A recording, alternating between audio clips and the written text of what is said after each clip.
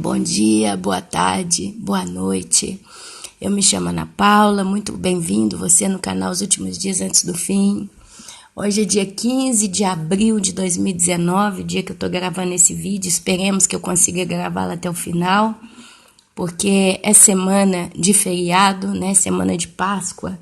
Então, assim, meu esposo até foi trabalhar, mas eu espero que ele fique pelo menos até meio-dia, né? Fora de casa, agora é de manhã. Os meninos estão na escola, mas pode acontecer algum imprevisto, pode ser que eu vou ter que parar essa gravação e continuar. Eu preciso terminar lá hoje, porque agora na Páscoa a gente vai dar uma saída também e só volto depois da Páscoa. Gostaria de ir direto para o céu, sinceramente, está nas mãos do nosso bom Senhor, não é verdade? E então eu tenho que terminar esse trabalho aqui ainda hoje, tentar postá-lo hoje também, para deixar mais uma mensagem com os irmãos.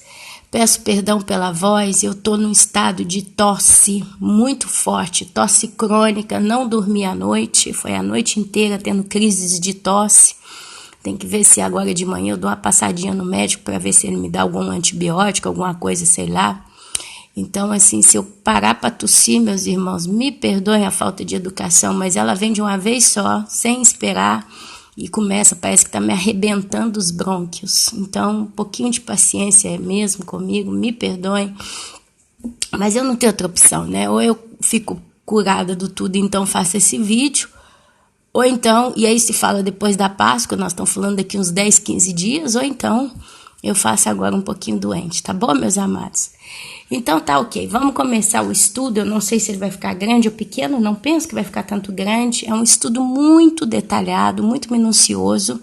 Então tenha paciência, pegue papel, pegue caneta. Se você quiser escrever alguma coisa, vai ter talvez muita coisinha para você anotar. Meus irmãos, a Bíblia diz que o povo perece por falta de conhecimento, né? E conhecereis a verdade vos libertará. A Bíblia diz que a palavra de Deus é lâmpada para os nossos pés. E realmente, meus irmãos, a gente, por temor a Deus, essa noite, né, tendo a crise de tosse que eu tive, gente, é só uma tosse. Todos nós temos esses problemas, né? É um período de resfriado, de influência que a gente está tendo aqui. Mas foi a noite inteira. Nossa, foi mal. Hoje foi difícil para mim. Mas eu tendo essas crises de tosse, no momento da noite eu pensei, e se hoje fosse a noite da minha morte? Gente, vocês já pararam para pensar que tem gente que morre do nada? Teve, acho que foi ano passado ou retrasado, já não sei bem a data específica, mas foi por esse tempo para trás. Tinha um rapaz aqui na Itália, uns romenos. E esse homem, forte, cara, pra você ter ideia, semanas antes dele ter morrido, eu fui no correio, né, pagar uma conta, e ele estava na minha frente. E ele era pedreiro.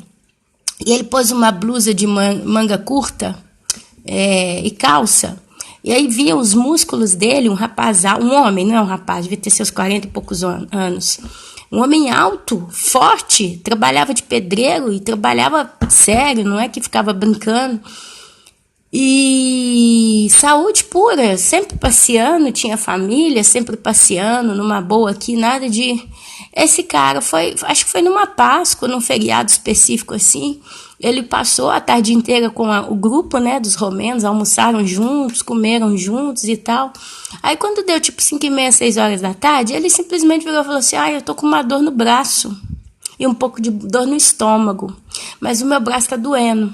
Sabe o que eu faço? Eu vou embora para casa, eu vou descansar, porque como ele tinha trabalhado o dia anterior muito forte, pegando peso, ele associou tudo. Então, ninguém, né? Aliás, parece que ele já tinha sentido mal durante os dias anteriores, eles até comentaram de levar ele no médico, e ele dizia que não queria ir, que não era nada, porque trabalhava de pedreiro, gente, cara, pegava peso o dia inteiro, né? Então, assim, é muito fácil a gente ver uma pessoa que trabalha carregando peso o dia inteiro simplesmente se sentir com o corpo dolorido, principalmente o braço. Meu marido, semana retrasada, estava morrendo de dor no braço direito porque ele teve que furar um muro, uma parede de quase 1 metro de espessura, né? Porque aqui na Itália tem umas casas velhas e elas são de 40, 50 centímetros de parede de pedra mesmo, uns negócios que aparecem para ele trabalhar, uns negócios cabulosos. Então ele ficou com dor no braço direito e aí atribuiu ao equipamento, à furadeira, né? Então, é gente que trabalha nesse setor aí de edilícia, como a gente fala, pedreiro, mecânico, eletricista, essa turma sente sempre o corpo dolorido. Aí ele foi embora para casa, foi embora, ele mora sozinho, foi embora, disse que deitou, ele foi embora sozinho, se alguém acompanhou, eu sei que eles encontraram ele no dia seguinte morto. Porque ele não aparecia, aí foi alguém lá atrás dele, bate na porta e ninguém responde, bateram a porta, abriram a porta com força, encontraram ele deitado, morto. Resultado, ataque do coração. Foi um infarto fulminante que ele teve. Você olhando para aquele moço, você fala, esse cara aqui despeja saúde. Joga fora tanta saúde que tem, mas morreu. Então hoje à noite eu estava ali pegando a crise do tosse, eu pensei, falei, se eu hoje morresse aqui, se fosse alguma coisa que estourasse na minha cabeça por causa dessa tosse, uma veia, e eu falecesse aqui, onde é que eu ia terminar? Depois eu fiquei pensando também, olha só, uma noite sem dormir te atormenta, né? A segunda coisa, fiquei pensando aqui, meu Deus,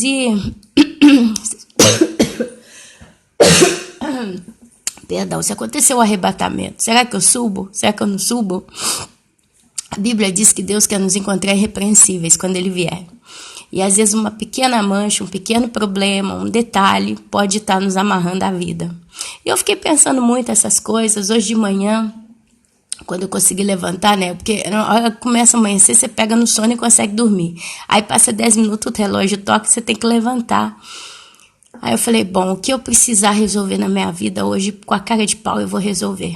E assim eu tomei as minhas atitudes. Comentei que eu andei tendo um problema seríssimo há quase um mês atrás com uma cunhada minha. Foi um problema muito sério mesmo, muito sério. E eu tinha razão. Eu estava certa e ela errada. E ela continua errada. E deu briga. Deu uma briga feia, muito feia. Porque chegou num ponto, meus irmãos, tem hora que você fala basta. Porque são coisas que estão tão na cara que a única coisa que você faz é reagir. Tem um salmo de Davi, eu não vou lembrar o número do salmo, mas é um dos primeiros salmos, ainda não está nem no salmo de número 25, foi antes dele, que Davi chega um momento que ele fala assim, ainda que uma guerra venha contra mim, o Senhor é comigo. Quando ele falou uma guerra, eu fiquei pensando, pensando ao pé da letra, foi o que veio a mim. Eu dentro da minha casa, tranquila, quieta, fazendo minha vida, minhas coisas, como, né? E veio a guerra dentro de minha casa. Ela veio com tudo mesmo e o negócio foi feio. E 3 semanas, né? Eu falei, bom, a casa desabou de vez. Dessa vez acabou tudo, basta, não tem mais como, né? É uma pessoa que vai só me trazendo tormento e problema. Então, cortou, basta, nem bom dia mais dá, vale a pena dar. Só que aí essa noite, meus irmãos, eu pensando isso, eu fiquei pensando tudo. E eu falei comigo, se fosse Jesus no meu lugar, será que como ele iria ter vivido toda essa experiência que eu vivi? Ninguém pode dizer que Jesus nunca cirou, porque ele entrou no templo e quebrou tudo. Ele viu que estava demais ali, chegou num ponto que ele quebrou tudo. E provavelmente quando ele saiu dali, ele saiu com raiva, com muita raiva e xingando, né? E provavelmente aqueles cambistas ali com os quais, né, ele jogou tudo pro alto e tal, ficaram com raiva de Jesus. Será que nos dias por vir, né, se alguns deles passaram por Jesus, será que Jesus olhou para eles e cumprimentou eles e vice-versa? É uma pergunta de $1 milhão, né, que a gente só vai ter a resposta na eternidade. Se a gente tiver a oportunidade de poder falar com ele naquele dia e falar, Jesus, como é que foi depois do dia que o senhor irou com os cambistas? O que o senhor fez? Algum veio até ti, passou por ti, o senhor cumprimentou, não cumprimentou, o senhor passou direto, o senhor viu eles, o que o senhor pensou? Como é que foi a reação dali para frente, né? Pouco tempo depois ele foi crucificado, enfim.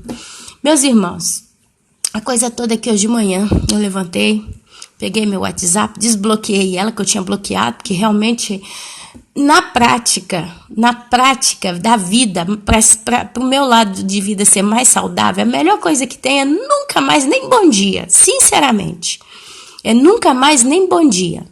Mas quando a gente fala, poxa, Deus, no meio disso tudo, né? Quem é mais importante para mim? A minha, entre parênteses, justiça pessoal ou o amor que eu tenho pelo meu Deus? Pelo que eu vou pesar mais a minha balança? Uma vez que a Bíblia diz que nós não somos mais de nós mesmos. Gente, quando a Bíblia diz que eu, Ana Paula, não pertenço mais a mim mesma, eu tenho que entender que não conta muito a minha justiça pessoal, as minhas decisões pessoais, eu me guiar pela força do meu próprio braço. Não conta mais tanto como um dia contou. Porque o que conta mais é aquilo que eu refaço, a minha reação, né, e todo esse comportamento meu vai descer na balança de modo negativo com o meu relacionamento com o meu Deus?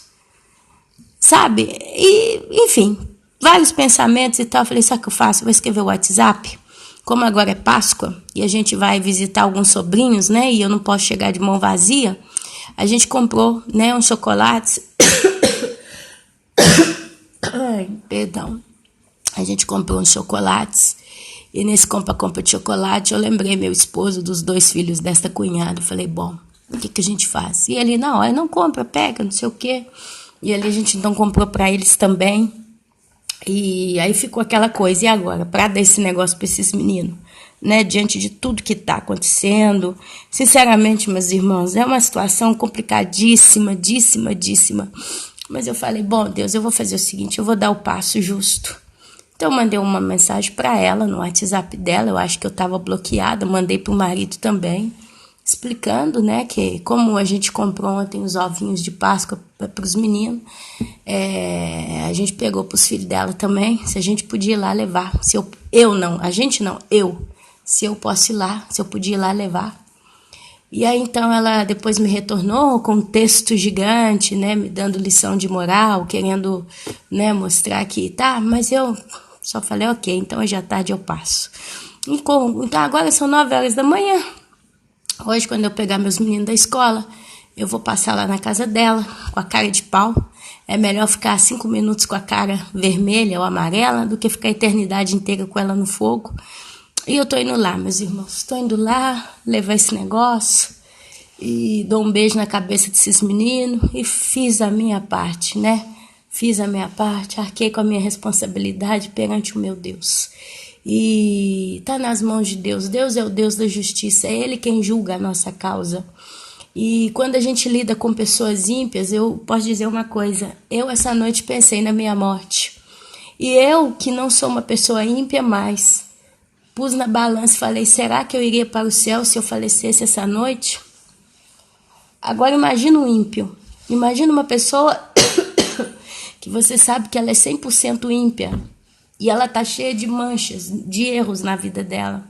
Será que se uma pessoa dessa falece, será onde é que ela termina? Então, meus amados, a gente tem que ter temor por nossa vida.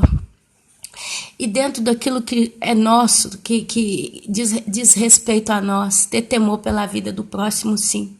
Não quero ser eu a causa, sabe, de Deus imputar pecado a ninguém. Por isso que Jesus perdoa, né? Ele falou na cruz, perdoa o Senhor, eles não sabem o que fazem. Então, que a gente pensa como Jesus, né? Jesus, ele falou na cruz, perdoa o Senhor. Pai, perdoa-os, eles não sabem o que fazem. Na realidade, a pessoa é ímpia, eu já fui ímpia. Toda vez que a gente erra como ímpio, a gente não tem noção realmente do erro que a gente está fazendo. A Bíblia chama o ímpio de morto. Aquele que está dormindo, aquele que está nas trevas, aquele que está se embriagando com o pecado. Então, se eu entendo que espiritualmente o caso da pessoa é de alguém que está dormindo, embriagado, nas trevas, no escuro, a vida dela não é regida pela inteligência 100% só dela, mas o inimigo tem muita influência, e eu estou na luz, quer dizer, eu vejo a minha posição e eu vejo a posição de todo mundo, que Deus, né? A gente sabe, quem é de Deus está numa posição, quem não é de Deus está numa outra posição. E pelo caso do tempo que nós estamos, que está tão aí às portas, meus irmãos, a gente precisa realmente, sabe, dar o braço a torcer e tentar, se possível, viver em paz com todos, amém? Então, meus amados, o tempo da igreja na terra está acabando. Alguém vai dizer, Ana, e se for essa Páscoa? E se o Senhor levar a igreja essa Páscoa? Olha, glória a Deus, de todo o meu coração. Se o Senhor nos recolher essa Páscoa, que coisa linda!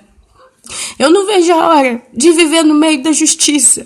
Eu não vejo a hora de viver no meio de pessoas corretas, pessoas íntegras, de viver na cidade do meu Deus, de viver na presença do meu Deus, de poder finalmente viver uma vida como o coração de Deus desejou que nós vivêssemos. Então, de coração, se o arrebatamento foi essa Páscoa, que maravilha, que coisa linda. Os nossos irmãos estão passando problemas, e não é um, não é dois, não é três. Cada um está debaixo de uma carga. Tem irmãos pagando coisas que não são justas. Tem um amado irmão que eu conheço. Uns anos atrás, a mãezinha dele, muito velhinha, uma senhora debilitadíssima, e ele tinha pessoas para cuidar daquela senhora. Essas pessoas cuidando dessa senhora, judiaram da senhora. A senhora chegou até a ficar doente por causa do maltrato que as mulheres fizeram com ela. Ela chegou a ficar doente e tal, e foi uma luta. E ele teve como provar tudo isso. E não me lembro como é que começou tudo, eu sei que ele conseguiu, né, levar caso para os advogados, e aí então dali se começou a resolver com o advogado. Essas mulheres foram mandadas embora, e vocês acreditam que elas entraram na justiça contra o irmão para receber os chamados direitos delas? E essas mulheres então fizeram um rebuliço, e tudo aparentava que, pelo fato delas não poderem pagar um advogado bom, e estarem todas as duas muito erradas, porque elas realmente aprontaram, gente, elas aprontaram muito com a senhora, né? Elas tinham crime para responder diante da justiça, se existisse uma justiça, coisa que não existe. E resumindo a história, eu fiquei sabendo outro dia o irmão falando que todo mês ele paga para elas uma prestação de R$1.000. Todo mês ele paga. Ele paga esse valor e tem um outro membro da família que paga mais 1.000. E os dois estão pagando para essas mulheres várias prestações. Então vocês veem, elas entraram na casa da senhora, elas judiaram de uma velhinha. A velhinha, aí ele teve que mandar ela embora por justa causa. Entrou com processo com a advogada, gastou dinheiro com a advogada por causa desse tormento que teve na vida dele, que no caso tocou a mãe dele, e agora quem é que está pagando a conta? O irmão. Sabe? Então a gente vê tantos exemplos, meus irmãos. Olha, é coisa que não acaba mais. Vocês sabem do que eu estou falando. Então, assim, o arrebatamento vai tirar a gente desse mundo. Porque, na realidade, o que acontece? Quanto mais a gente se aproxima de Deus, mais os nossos olhos se abrem para a justiça, para o correto, para o viver em paz. Quer dizer, todas as vontades e frutos do Espírito Santo a gente passa a viver em nós. Mas como viver certas coisas no mundo que jaz no maligno? E isso acaba desgastando muito o nosso coração. Isso desgasta muito. Eu vou falar para vocês. Viver segundo a vontade de Deus é o maior desafio que o cristão tem na vida dele. E é só pela mão de Deus para a gente segurar a onda, porque é muita coisa errada. É muita coisa errada.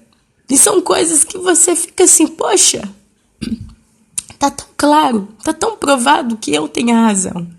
Mas infelizmente, meus irmãos, esse mundo não é justo conosco. Nós somos a luz ela revela, né, toda a podriqueira escondida.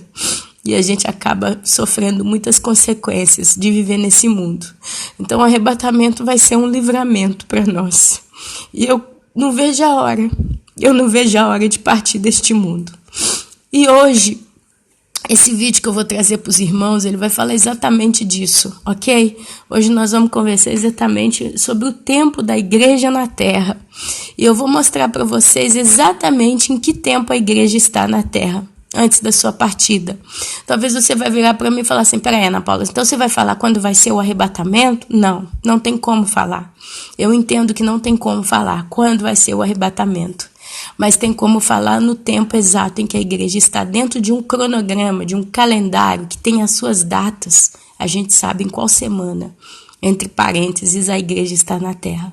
Então preparem as suas Bíblias que agora eu vou começar o estudo. Então vamos lá, meus irmãos. Eu gostaria que vocês abrissem comigo. Eu quero primeiramente fazer uma leitura, né? Dar uma lida geral nessa parte desse capítulo, ok? E depois a gente vai discutir muito em cima dele. Eu gostaria que vocês abrissem comigo no livro de Daniel, capítulo 9. E eu quero ler com vocês do versículo 24, do versículo 24 até o versículo 27, ok? Daniel, capítulo 9, do 24 até o 27. É isso que eu quero ler com os irmãos. Olha lá o que está escrito. Meus irmãos, eu gostaria que vocês prestassem atenção.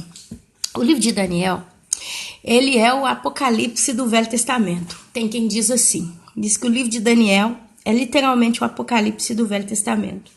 Na realidade, o que é o livro de Daniel? Deus começa a revelar as coisas do fim para esse homem de Deus, um homem que realmente honrou a Deus, né, por toda a sua vida, muito amado por Deus. Então, hoje, quando a gente lê esse livro, a gente tem que lê-lo conhecendo toda a Bíblia, conhecendo o livro de Apocalipse, e temos que ler prestando atenção. Nós temos que prestar muita atenção no que diz o livro de Daniel. Uma coisa que eu observei ontem, parece que ontem foi de propósito, que eu estava fazendo alguma coisa e ouvindo algumas pregações e observando quando se fala do livro de Daniel, do livro de Apocalipse, livro de Daniel, livro de Apocalipse, existe uma repetição na boca de quem fala e quem escuta sempre a mesma coisa, então virou uma verdade. E é como se, gente, se eu começo, às vezes eu tenho uma parede na minha casa e essa parede ela é mais ou menos cor de pérola, salmão, assim, uma cor meio clarinha, né? Aquele amarelinho clarinho. Aí eu começo todo dia falando pro meu marido, essa parede é branco sujo. Ela é branca, mas ela tá suja. Temos que pintar a casa de novo. Meu marido, nos primeiros dias, vai olhar para aquela parede, vai ver a cozinha da pérola. E vai olhar bem e falar, mas isso não é branco, é cor de pérola. Mas eu todo dia na cabeça do meu marido, não, é branco sujo, é branco sujo, é branco sujo, é branco sujo, branco encardido. Meus irmãos, com o tempo, ele não vai ver mais cor pérola, que é uma cor que foi criada para ser como é. Mas ele vai começar a ver realmente um branco encardido naquela parede. E ali então a pérola, coitadinha, se foi por mar afora e a parede virou branco encardido. Então você pode falar o que você quiser, né? Qualquer outro pode aparecer e falar, não é cor branco encardido, é pérola. Aonde ele for, ele não vai ver mais a cor pérola, ele só vai ver branco encardido. Por quê? Porque uma coisa, quando ela é muito repetida, ela vira vício. E o próprio cérebro da pessoa não consegue mais assimilar o detalhe ou os detalhes daquilo que está sendo falado. E é ali que muita gente começa a escorregar e começa a duplicar uma coisa que não é, ok? Então, o que acontece? Se eu começo a ler o livro de Daniel, o livro de Apocalipse e tantas outras coisas mais, mas eu leio com calma e eu presto bem atenção no que eu estou lendo, meus olhos vão se abrir. Mas se eu ficar com uma espécie de véu na frente, uma sombra, eu não vou conseguir enxergar aquilo como é. Então, abram a mente, com calma, escutem o que está sendo lido. Às vezes a gente lê a Bíblia, você só ouve aquilo ali rápido, você nem sabe o que está sendo dito. Você precisa aprender a ouvir com calma, a escutar exatamente o que está sendo falado, ok? Então leiam comigo aqui Daniel, capítulo 9, do versículo 24 em diante. Vai terminar o capítulo 9 aqui. Um anjo Gabriel, ele desceu para falar com Daniel, que estava orando. Daniel é uma pessoa que orava muito, muito mesmo. E nenhuma dessas orações, nenhum desses momentos, Daniel fazendo seus questionamentos a Deus, etc e tal, Gabriel vem e traz para ele instruções. E a instrução que ele trouxe para Daniel, ele fala o seguinte, vede, Daniel, agora saí para te fazer entender o sentido. No princípio das tuas súplicas saiu a ordem, e eu vim para te declarar, porque és muito amado. Considera, pois, a coisa e entende a visão. Quer dizer, Daniel teve uma visão, e então o anjo agora começa a explicar. Daniel teve várias visões, teve vários sonhos, né? Mas é que nesse caso, das 70 semanas, o anjo então começa a conversar com ele. Olha o que o anjo fala com Daniel.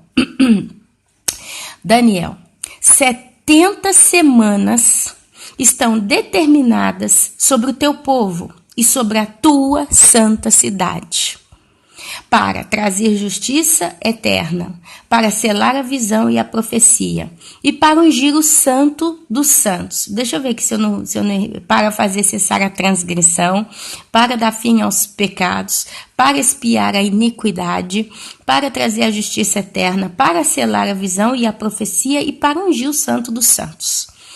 Sabe e entende, Daniel, desde a saída da ordem para restaurar e para edificar Jerusalém, até ao ungido com U maiúsculo, ao príncipe P maiúsculo, 7 semanas e 62 semanas, as praças e as circunvalações se reedificarão, mas em tempos angustiosos.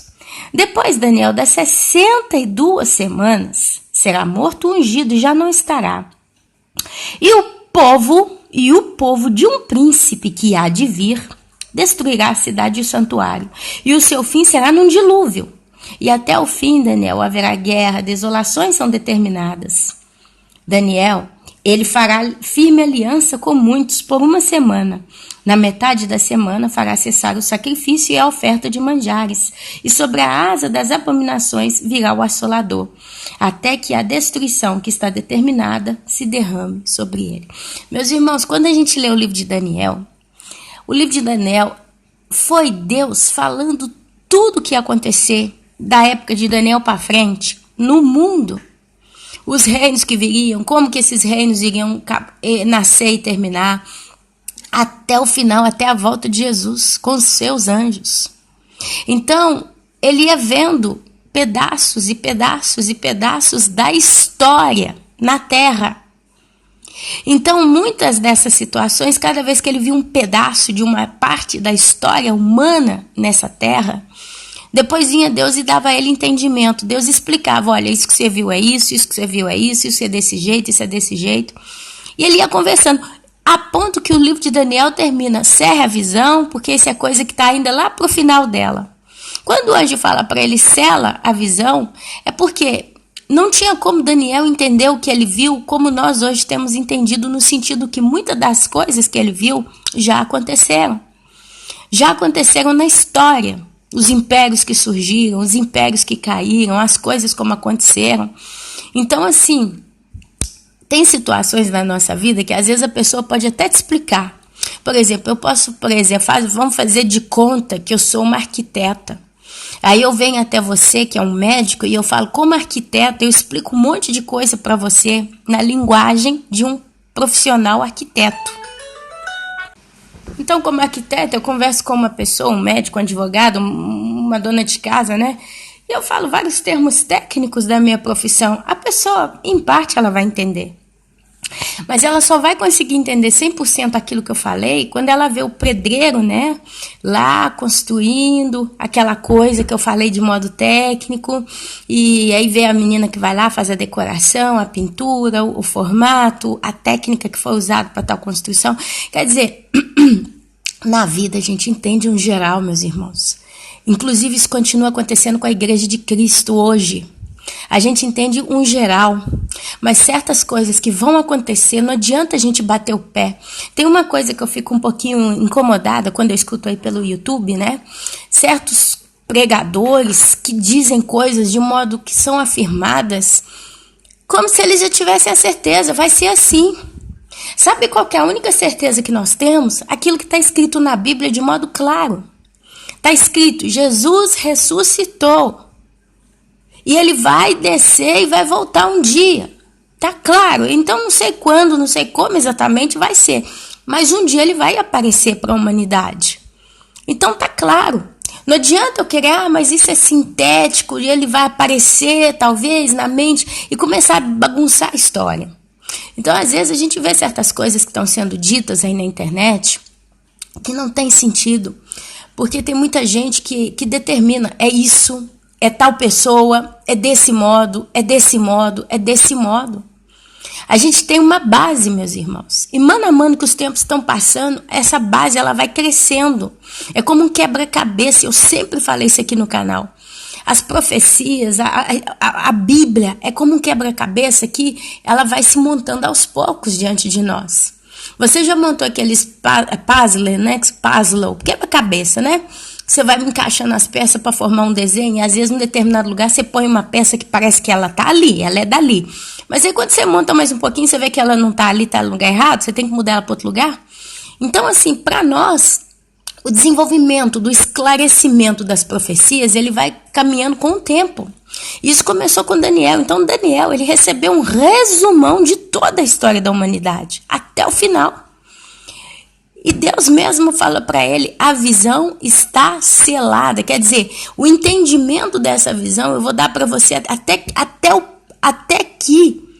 o anjo de Deus é que vinha explicar para ele. O negócio estava tão selado para Daniel que o anjo é que vinha e explicava aquilo que ele via. Mesmo assim, ele ainda ficou com alguma pulga atrás da orelha. Ao ponto que chegou um momento que o anjo fala com ele assim, olha, Daniel, descansa teu coração, vive seus dias, porque tudo que você viu é pro final dos tempos, é lá na frente, ainda vai demorar. E realmente, quantos anos se passou da Daniel até os dias atuais, né? Então, meus amados, o anjo vem explicar para ele, então, há 70 semanas. E ele começa dizendo, Daniel, 70 semanas estão determinadas sobre o teu povo e sobre a tua santa cidade. Quem que era o povo de Daniel? Os judeus, porque Daniel era judeu. A santa cidade, quando a gente ouve a expressão santa cidade, a gente sabe que está falando de Jerusalém, porque ali é a cidade onde o Senhor vai voltar. Tem quem não acredita em milênio, tem quem não acredita que Jesus vai reinar na terra, tem gente que já acha que já está no milênio, olha, que tem um pouco de tudo, mas a Bíblia diz claramente que virá um tempo em que Jesus em pessoa vai reinar na terra, a partir de Jerusalém, e ele vai ter um reino de 1000 anos, depois disso o juízo do trono branco. Então, meus amados, aliás, a Bíblia fala 1000 anos, é 1000 anos, e depois disso o juízo. Então, quando a Bíblia dá todos esses detalhes para nós, explica todas essas histórias, a gente entende que 70 semanas, aí alguém me pergunta, Ana, uma semana, ela é de 7 dias. Uma semana, ela dura 7 dias, Ana Paula, ok? Ok. Se eu então pego na calculadora 7 vezes 70, justo, porque uma semana, vem segunda, terça, quarta, quinta, sexta, sábado, domingo. Aí depois começa de novo, segunda, terça, quarta, quinta, sexta, 7 semanas. Uma semana tem 7, ele está falando que 70 semanas. 7 por 70, né? 7 vezes 70 é igual a 490 semanas. Então, Ana Paula, presta atenção, o anjo vira para Daniel e fala que 490 dias, né? Porque 7 vezes 70 dá 490, está determinado aqui. Para quê, Ana Paula? Para fazer cessar as transgressões, para dar fim aos pecados, para expiar a iniquidade, para trazer a justiça eterna, para selar a visão e a profecia e para ungir o santo dos santos. Presta atenção então, Ana Paula, já passou. Porque de quando nasceu Daniel até os dias atuais, se você prestar atenção comigo, Ana, já de Jesus crucificado, morto e ressuscitado até o ano que nós estamos, já se passaram 2018 anos, Ana. Muito mais do que 70 semanas. Então isso já aconteceu. Bom, aí a gente tem que começar a prestar atenção que Deus, ele fala por mistérios. Quando a gente ouve a palavra profecia, toda profecia, ela tem uma sombra de mistério por detrás dela, ok? Então, uma coisa eu posso garantir para os irmãos, essas 70 semanas que o anjo passou para Daniel aqui ainda não acabaram, elas não acabaram. Parte desse princípio. Mas aí você fala para mim, como é que você, Ana Paula, prova para mim que as 70 semanas já não passaram? Primeiro, ela é específica para que se aconteçam certas coisas. Quais são essas certas coisas? Para fazer cessar a transgressão. Transgressão. a gente observando o que está acontecendo no mundo, o que está acontecendo com o próprio Israel, etc e tal. Eu poderia dizer que a transgressão ali já acabou? Vamos pensar comigo, já acabou a transgressão. O que você acha? Ana Paula, o que é transgressão? O que significa a palavra transgressão? Significa infração, violação ou não cumprimento de uma lei, ordem ou regulamento, transgressão das leis, por exemplo, de trânsito. Transgressão tem como sinônimos crime, delito, violação, infração e violação de novo. Então, se a gente olhar hoje Israel, vamos esquecer o resto do mundo, porque o anjo falava para Daniel e seu povo, né? Então, vamos fazer de conta que o resto do planeta Terra ficou de lado aqui, porque são só para eles esse negócio das 70 semanas. Lá em Israel, os crimes acabaram, os delitos acabaram, as violações acabaram, as infrações acabaram. No mundo normal de Israel, tem algum judeu matando judeu no mundo? Tem algum judeu roubando, praticando crimes no mundo? Tem algum judeu violando outro judeu ou outra pessoa qualquer no mundo? Vocês acham que lá em Israel não tem multa de trânsito? Quer dizer, a pessoa não comete infrações, né? Então, se a gente olha na prática da vida cotidiana, se cessou a transgressão da vida cotidiana dos judeus. Eu estou falando de modo bem leve mesmo, justo para a gente pensar. Não. Agora vamos verter isso aí com relação à transgressão do povo judeu para com Deus. Vamos pensar. Olha só, fazer cessar a transgressão. Não sei quanto tempo depois veio Jesus morrer e foi crucificado. Por quem? Pelos próprios judeus. E se a gente hoje conversa com alguns judeus, muitos deles acreditam ou não em Jesus Cristo, Filho de Deus? Não. Yeshua, né? Não. Eles não aceitam. Eles todos? Não, pelo amor de Deus. Existe um grupo de pessoas sempre na igreja dos judeus. Tem a parte da igreja de Cristo judaica. Quando a gente for arrebatado, vai ter judeu subindo no arrebatamento. E não é pouco não, vai ter muitos judeus sendo arrebatados. Mas os primeiros judeus, os próprios apóstolos de Cristo, todos eram judeus, ou praticamente todos.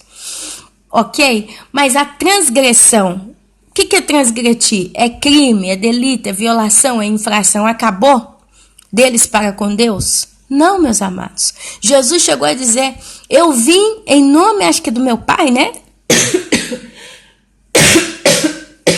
Perdão. Eu vim em nome do meu pai, eu vim no meu nome, eu não lembro aqui a passagem. Vocês não me aceitaram.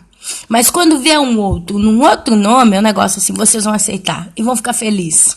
Isso é crime, é delito. Quer dizer, eles vão aceitar um que não é o filho verdadeiro do Deus vivo. E Jesus falou isso. Jesus também chegou a falar sobre o monte. Ó, Jerusalém, Jerusalém, quantas vezes eu quis te juntar, assim como a galinha junta os seus pintinhos, seus ovos, sei lá. Meus irmãos, perdoem, mas se você lê Bíblia, você sabe do que eu estou falando. Então, não tinha acabado ainda os crimes de Israel contra Deus. Delitos, violações. Jesus disse, eu, Cristo, sou o único caminho, verdade e vida. Ninguém vem ao Pai senão por mim. Ninguém. Então não interessa se o cara é judeu, se o cara é grego, se o cara é francês. Nenhum dos três vão até Deus Pai, senão pela estrada que é Jesus. Ele é a única estrada. Não adianta. Ninguém vai ser salvo pela lei. E se você não está entendendo isso, vai ler o livro de Romanos. Como que Paulo fala bem dessas coisas, ok? Mas vamos prosseguir o estudo aqui. Então, a primeira coisa são 70 semanas decretadas para fazer cessar as transgressões. A transgressão não passou ainda. Para dar fim aos pecados. Essa aqui eu não preciso nem falar demais, né? Porque o homem peca desde o princípio e vai pecar até o final. A única coisa, meus irmãos, que vai dar fim ao pecado num ser humano é a transformação do corpo dele. Ah, então é a conversão em Cristo? Começa ali, mas só vai terminar quando o corpo da pessoa for glorificado. É o arrebatamento. É quando o que é perecível, que não pode herdar o reino dos céus, se tornar num corpo de glória. Quem é que fala muito sobre isso? Paulo. Vai lá ler Paulo, vai ler as cartas de Paulo. Ele fala em Coríntios, ele fala isso, ele fala em outras cartas, ok? Então, não pode ainda ter acabado as 70 semanas porque os pecados estão aí. Pelo contrário, a Bíblia diz, porque se aumentou a maldade nos últimos dias, o amor se esfriou. Olha só quanto pecado, quanta loucura a gente está vendo aí. Isso então significa que as 70 semanas de Daniel ainda não se concluíram. Uma outra, para espiar a iniquidade. Espiar a iniquidade. O que significa a expressão espiar? Vamos ver aqui o que o dicionário me fala. Eu estou aberto com ele aberto aqui. Pagar, purgar, remir, resgatar. Então, quando ele fala assim, para expiar a iniquidade, ele está falando para pagar a iniquidade, para purgar a iniquidade, para remir a iniquidade, para fazer com que ela desapareça. Ela vai ter que pagar o preço dela ter sido o que é a iniquidade, né? Iniquidade, meus irmãos, se você não sabe o que significa, e é por isso que a gente precisa entender bem aquilo que a gente está lendo na Bíblia, iniquidade significa arbitrariedade, crime, culpa, injustiça e maldade, pecado. Então vamos pegar aqui pecado no lugar da palavra iniquidade e dizer aqui para espiar a iniquidade ou para pagar o pecado. Quer dizer, o pecado no mundo vai ter que pagar a conta dele. Isso só vai acontecer no inferno, no lago de fogo e enxofre, meus irmãos. Enquanto Deus não julgar o mundo, os anjos caídos e tudo que se levantou contra ele, e dar a causa do decreto final lá no trono branco e lançar tudo no lago de fogo e enxofre, a iniquidade não vai ter sido expiada. O salário do pecado é a morte. Até o final vai ter gente morrendo, até no milênio vai ter gente morrendo. Ah, não, onde é que está falando isso? Está falando que aquele que pecar com 100 anos morrerá, e morrerá ainda jovem. Isso é milênio, meus amados. Aqui nós estamos falando do milênio. Então, enquanto não vier o trono branco do nosso Senhor Deus, a iniquidade não vai ter sido expiada. Então, as 70 semanas está girando ainda. Mas vamos continuar. Para trazer a justiça eterna. Quem é a justiça eterna? É Cristo. É o reino de Deus no meio dos homens. Presta atenção, isso já aconteceu? Não. Para selar a visão e a profecia. O que significa selar a visão e a profecia? É toda a visão que Daniel teve e os profetas e tudo. E a profecia cele, quer dizer, termina, conclua. Hoje, parte olha só, profecia já se cumpriu. Várias coisas já aconteceram. Tem uma profecia que foi dada para Ezequiel que se chama o Vale dos Ossos Secos. Ela se cumpriu. Sabe quando ela se cumpriu? Com o brotar da figueira. Pouco antes, quando veio Hitler, né? Rebentou com não sei quantos milhões de judeus lá. Praticamente exterminou. Na cabeça de Hitler, ele queria exterminar todos os judeus. Só escapou. Gente, se você olhar os filmes, se você olhar os documentários, as reportagens, a gente entende que só escapou de Hitler. Quem conseguiu fugir, meus irmãos? Tem história de navios cheios de judeus que foram para os Estados Unidos, ancoraram lá. Aí não sei por que motivo, por que cargas d'água, eles mandaram eles voltarem para trás. Não aceitaram aqueles ali. E eles voltaram para trás e foram terminar nos fornos de Hitler. Então, a raça praticamente foi exterminada.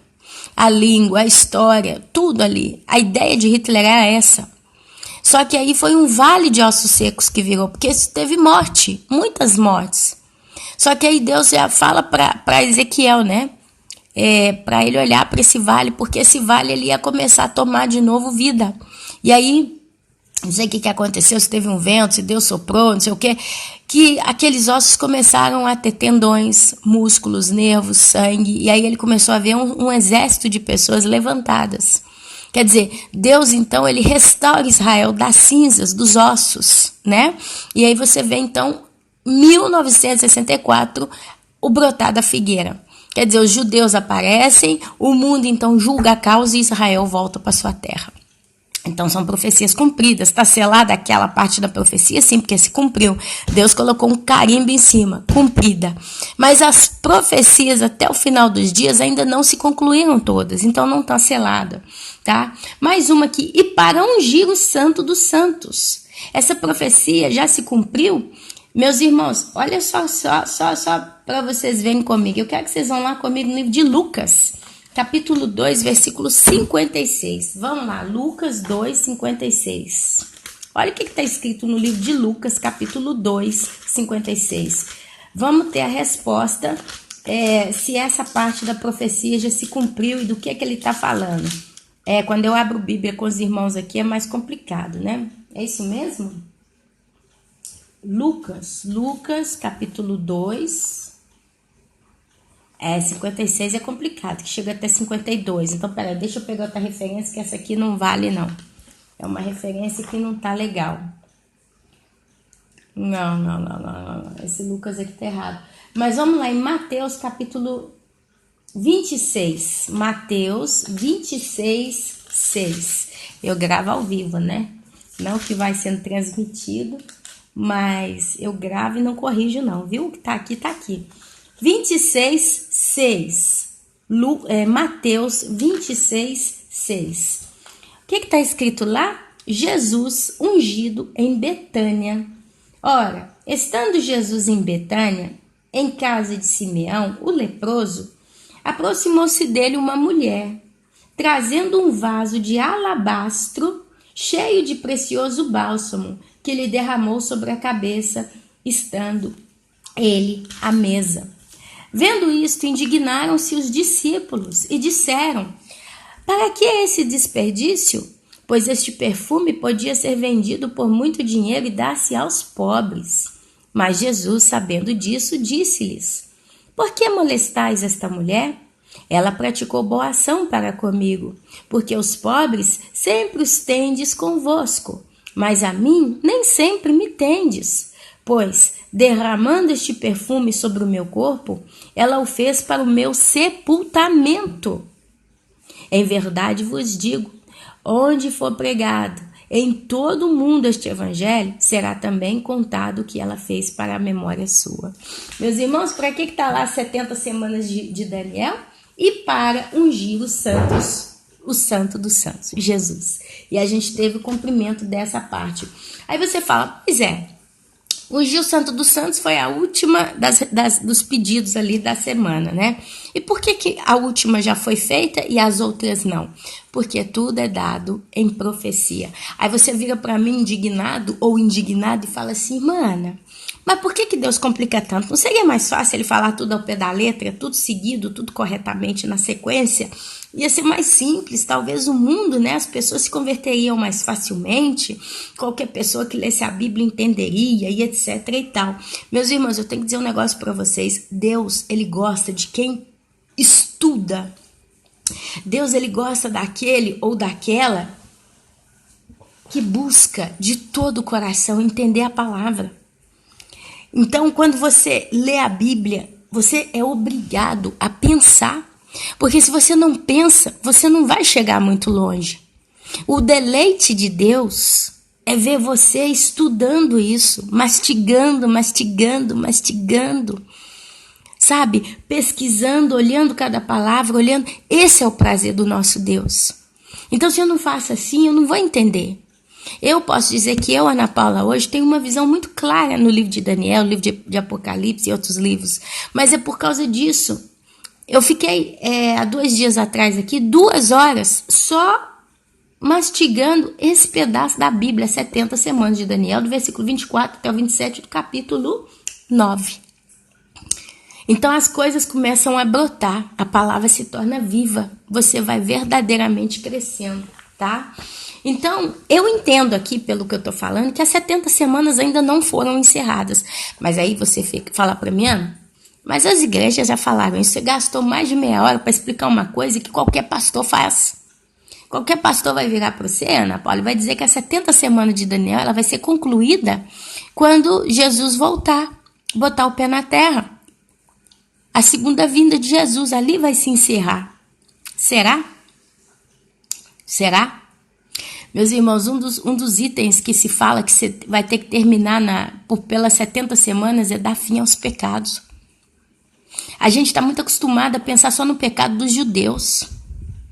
Mas a Bíblia diz que sim, os judeus, quando Jesus voltar, eles vão ser um povo redimido totalmente. Está em Zacarias.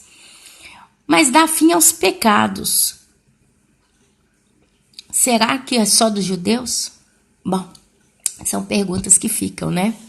Mas se vai trazer a justiça eterna, a justiça eterna vai ser não só Cristo no meio dos homens, Deus no meio dos homens, mas os próprios homens praticando a justiça para sempre, não pecando mais.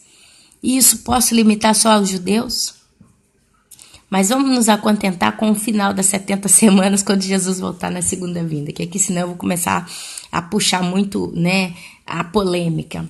Mas olha só, desde a saída da ordem para restaurar e para edificação, de Jerusalém até ungido ao príncipe, 7 semanas e 62 semanas, as praças e as circunvalações reedificarão, mas em tempos angustiosos. Agora vamos substituir algumas palavras aqui por coisas mais atualizadas. Desde a saída da ordem para restaurar e para edificar Jerusalém, até ao ungido Jesus, ao príncipe Yeshua HaMashiach Jesus Cristo, 7 semanas e, olha um i pequenininho aí, 62 semanas. As praças e as circunvalações se reedificarão. Ó, se reedificará é porque alguém vai lá e vai destruir tudo, né? Mas em tempos, e a gente entende que quando a gente vê tempos na Bíblia, a gente converte isso em anos. Então, toda vez que a Bíblia fala de tempo, tempos e tempos, ela está falando de anos. Esses anos podem estender até por séculos, né?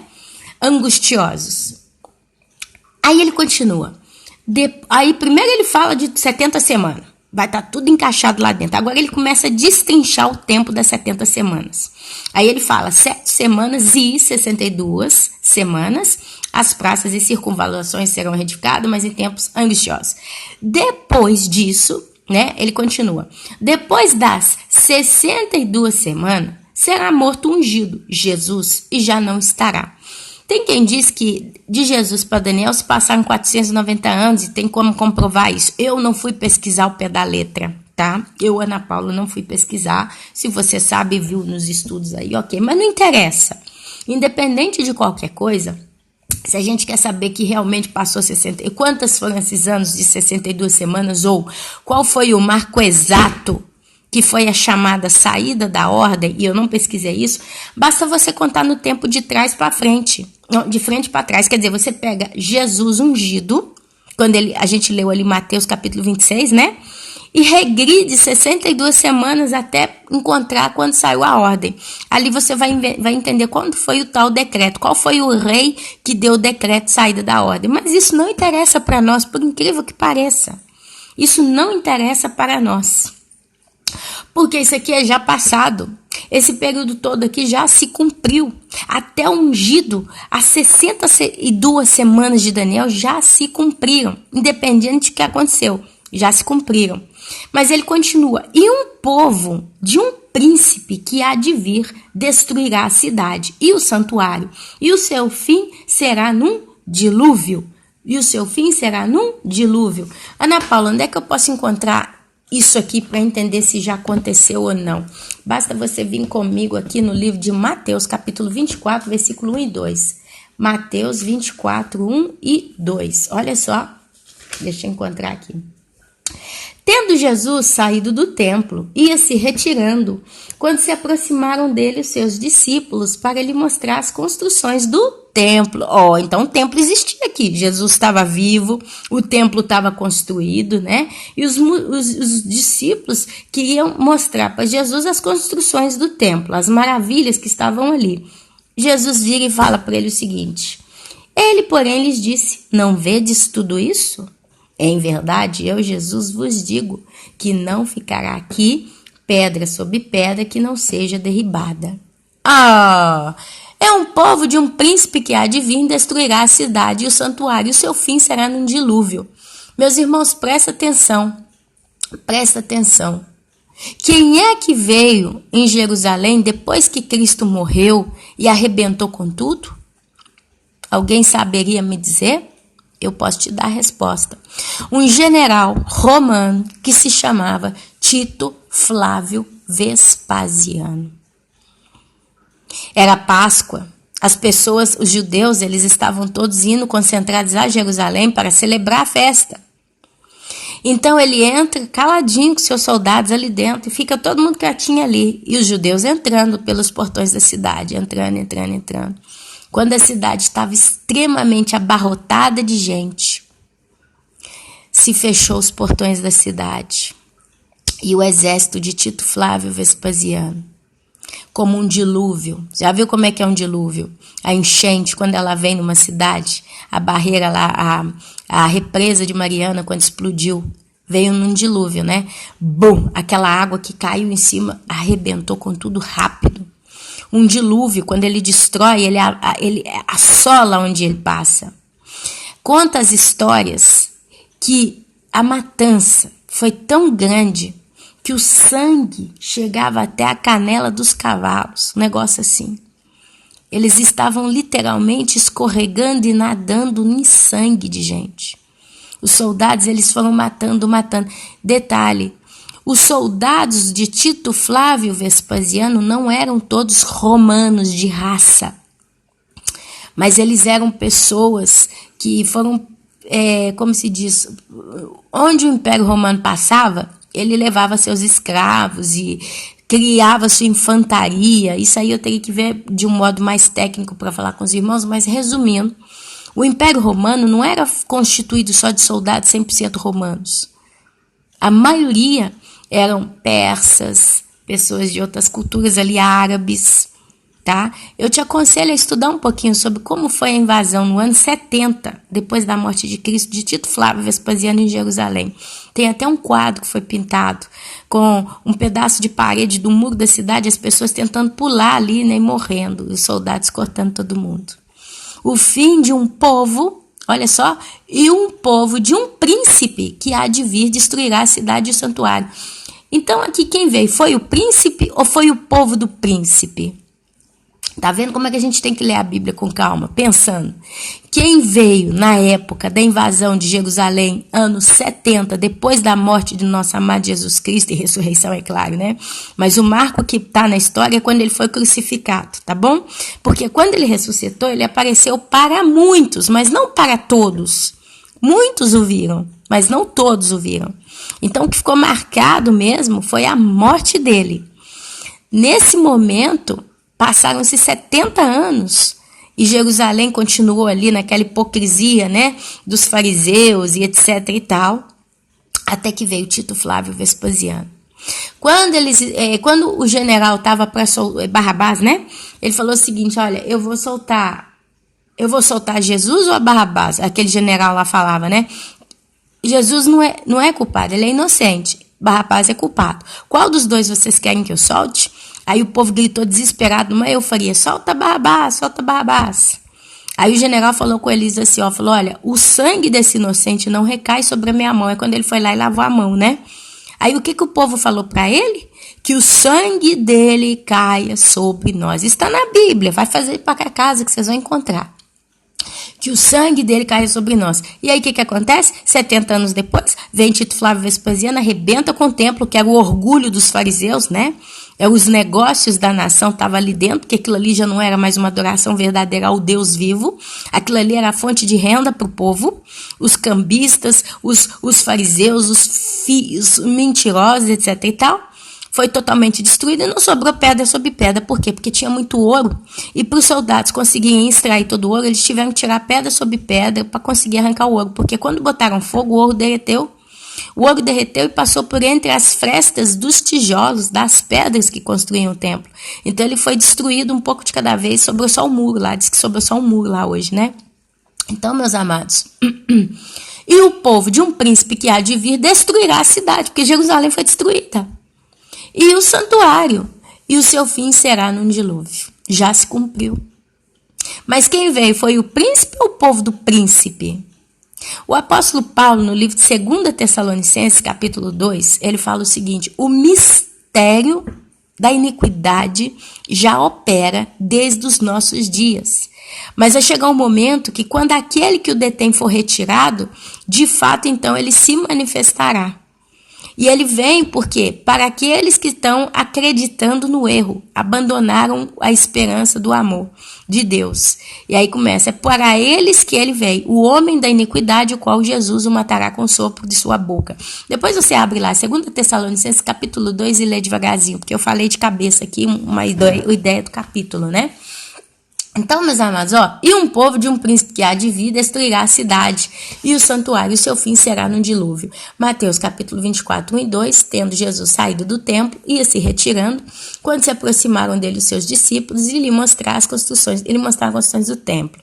Ele, porém, lhes disse: não vedes tudo isso? Em verdade vos digo que não ficará aqui pedra sobre pedra que não seja derribada.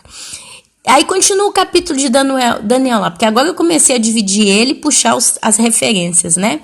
Em Daniel, lá de novo, capítulo 9, volta. E até ao fim haverá guerra e desolações, no plural. Puxei no dicionário o significado da palavra desolação. Significa destruição de um local, ruína, estado do local que foi destruído, despovoado. Olha o que aconteceu com Israel lá com a época de Hitler. Né, a cidade, tudo acabou, o povo veio Tito Flávio com essa guerra, os judeus se espalharam pelo mundo inteiro, né?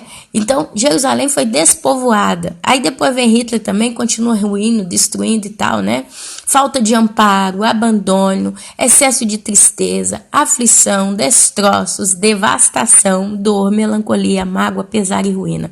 Todas essas palavras se refere à desolação. E Daniel diz: desolações são determinadas. Meus irmãos, até o final, Israel vai estar passando pelas chamadas desolações. E olha lá o que está acontecendo hoje, né? Já está começando a girar burburinho, todo mundo querendo fazer guerra contra Israel. Os países árabes estão lá atacando. Isso são desolações, querendo ou não, são desolações.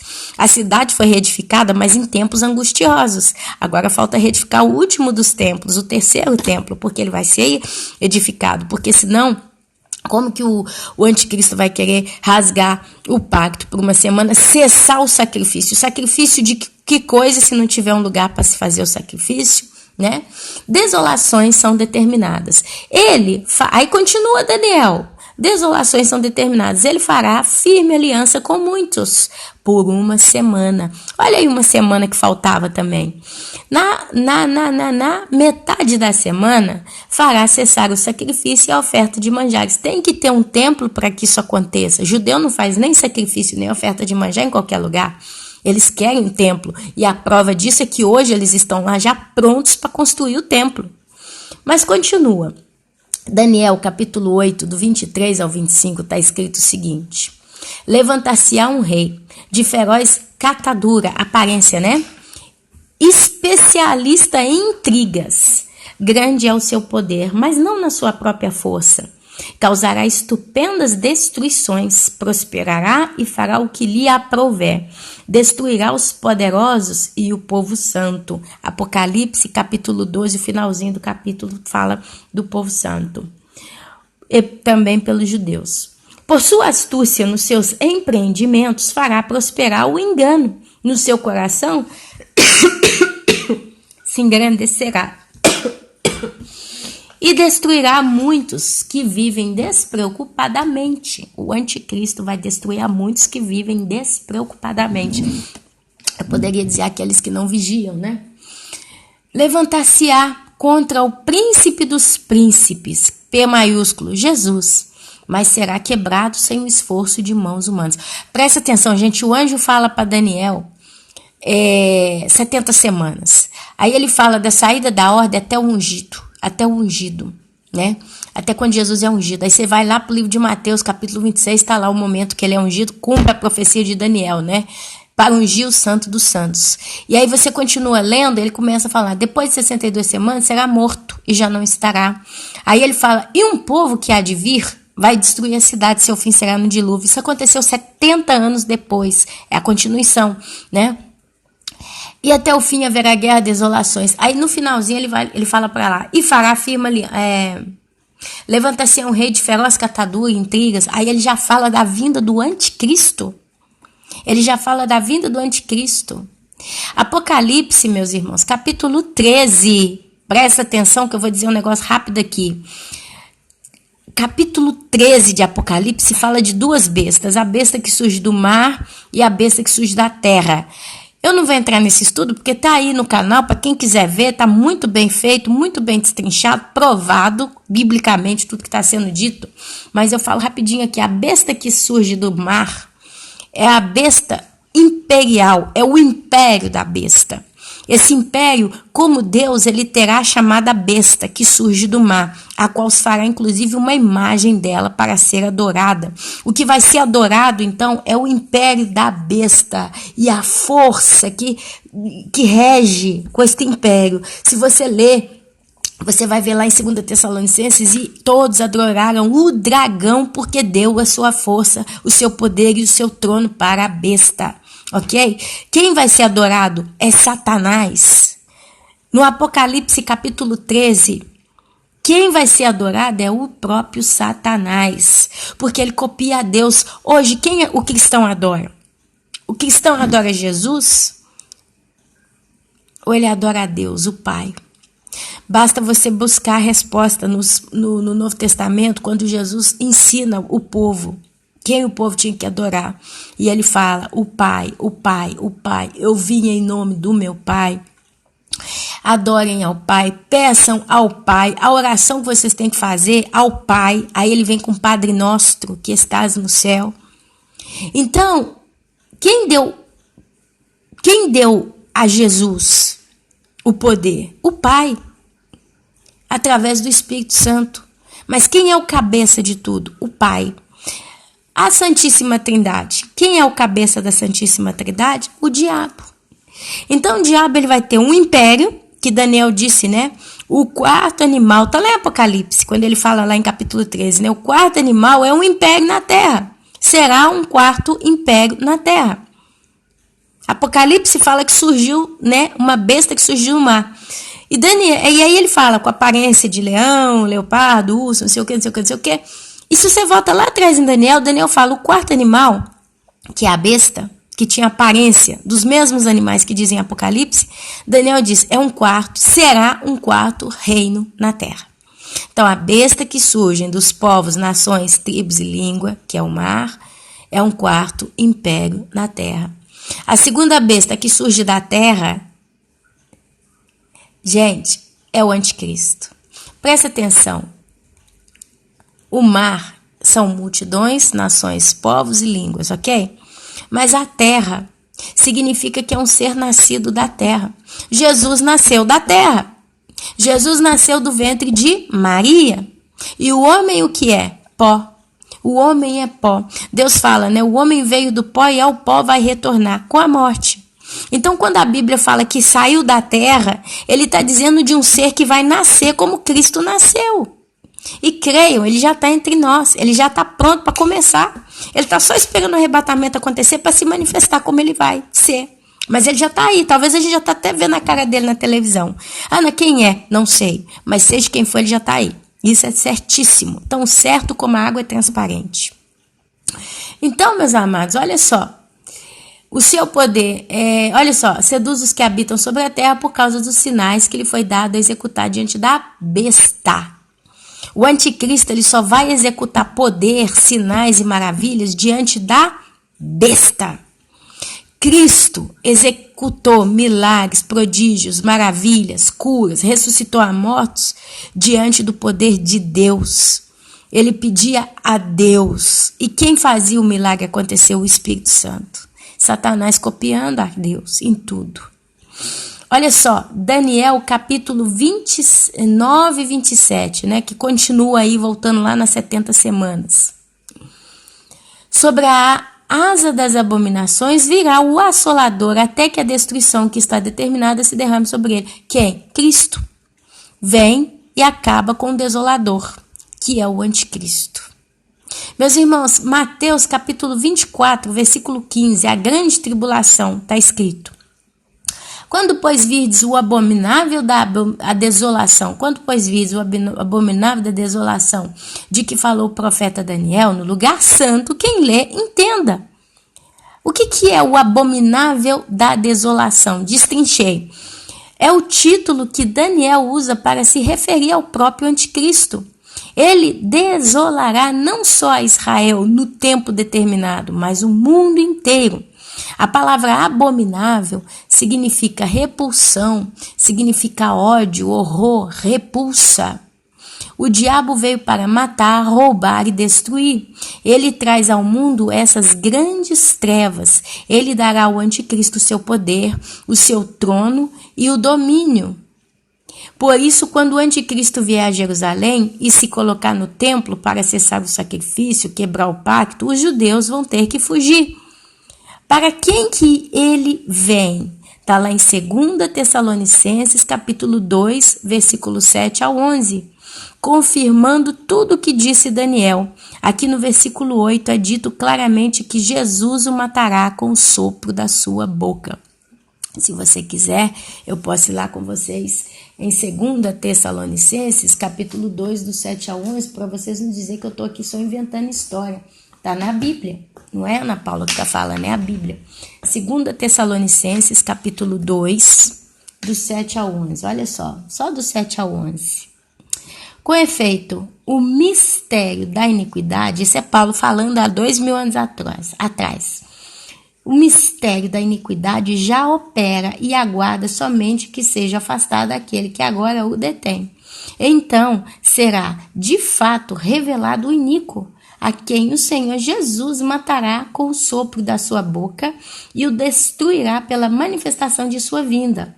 Ora, o aparecimento do iníquo é segundo a eficácia de Satanás, com todo o poder e sinais e prodígios de mentira, e com todo o engano de injustiça aos que perecem. O anticristo vai vir para quem está perecendo, não para a igreja. É por isso que a igreja não vai ver ele. Aos que perecem, porque não acolheram o amor da verdade para serem salvos. Salvos do quê? Da grande tribulação, meus irmãos. Da grande tribulação, a gente já falou sobre isso. É por este motivo, olha a afirmação aqui de novo, é por este motivo, pois, que Deus lhes manda a operação do erro. É Deus que manda o anticristo, para darem crédito à mentira, a fim de serem julgados todos quantos não deram crédito à verdade. Antes, pelo contrário, deleitaram-se com a injustiça. A gente não está vendo isso aí no YouTube? A turminha aí que está falando que vai ver o anticristo não está se deleitando com isso? Não está ensinando o povo a ficar na grande tribulação? Você não tem visto isso acontecendo por aí? Gente, estão se deleitando com a injustiça. E a Bíblia diz que Deus não quer isso. Nós não somos das trevas para que aquele dia nos apanhe de surpresa. Deixa eu falar um negócio com vocês aqui. Eu tive um sonho semana passada, outro foi domingo. Eu tive um sonho semana passada. Eu sonhei que eu estava numa cidade. Era de tardezinha, o tempo estava começando a ficar escuro. E aí, eu tinha que ir num auditório. Naquele auditório, eles iriam ler o Pacto de Paz. Aí, meninos, eu peguei aquele genro de Donald Trump, Jared Kushner, e fui caminhando com ele. Ele com os papéis na mão, fui caminhando com ele. E aí chegou na porta do auditório e estava cheio de jornalista, muita gente de terno e gravata, você vê que é gente importante, todo mundo ali esperando ele. E ele entra, separa de mim. A gente caminhou junto, como dois amiguinhos, né? Caminhamos tranquilo ali, um do lado do outro. Eu estava caminhando com ele, porque eu estava indo para o mesmo lugar que ele estava indo. E ele estava caminhando comigo, porque o caminho que eu estava caminhando era aquele para o auditório. Justo para ser claro aqui, para quem, senão os irmãos vão bater em mim, né? Eu sou a igreja de Cristo, eu faço parte da igreja. Que pacto eu tenho com as trevas? Nenhum. Mas no sonho a gente caminhava junto. A estrada, né? O trajeto era o mesmo. E era um caminho muito curto, viu? Não é que a gente caminhou de carro, caminhou de isca. Não. É tipo assim, é como se você descesse uma rua, um quarteirão. Uma coisa muito pouca no sonho. E esse pouco me deu a entender que realmente está muito perto. Era aquele Jared Kushner. Às vezes você fala assim, então você está falando que ele é o anticristo? No sonho, ele era a pessoa que ia ler o pacto de paz entre Palestina e Israel. E tinha a imprensa em peso do mundo inteiro lá esperando. Só que ele entra, e aí o meu marido me bloqueou na porta. Na hora que eu estava para pôr o pé no degrauzinho, né, que subia para o lado do auditório, meu marido entrou na frente. Aí eu falava para ele assim, ai Pepe, deixa eu entrar, que ele vai ler agora o acordo. Eu só falava assim, ele vai ler o acordo, ele vai ler o acordo, ele vai ler o acordo. Meu marido abriu até o braço assim para não passar e falava assim, e a porta era bem curtinha, viu? Não era uma porta larga não, viu? Porta estreita, né? Meu marido abriu o braço, não, você não vai entrar não. Eu falei, não, deixa eu entrar, ele vai ler, eu tô esperando, eu quero ler, eu quero saber o que ele vai falar. E meu marido virou para mim no sonho e falou assim, mas ele não vai falar nada. Ele não vai falar nada. Não adianta você entrar, nada vai ser falado ali. Em palavras curtas, seja o que for dito, não vai dar em nada, né? Pelo menos aqui. Ou então ele não falaria mesmo.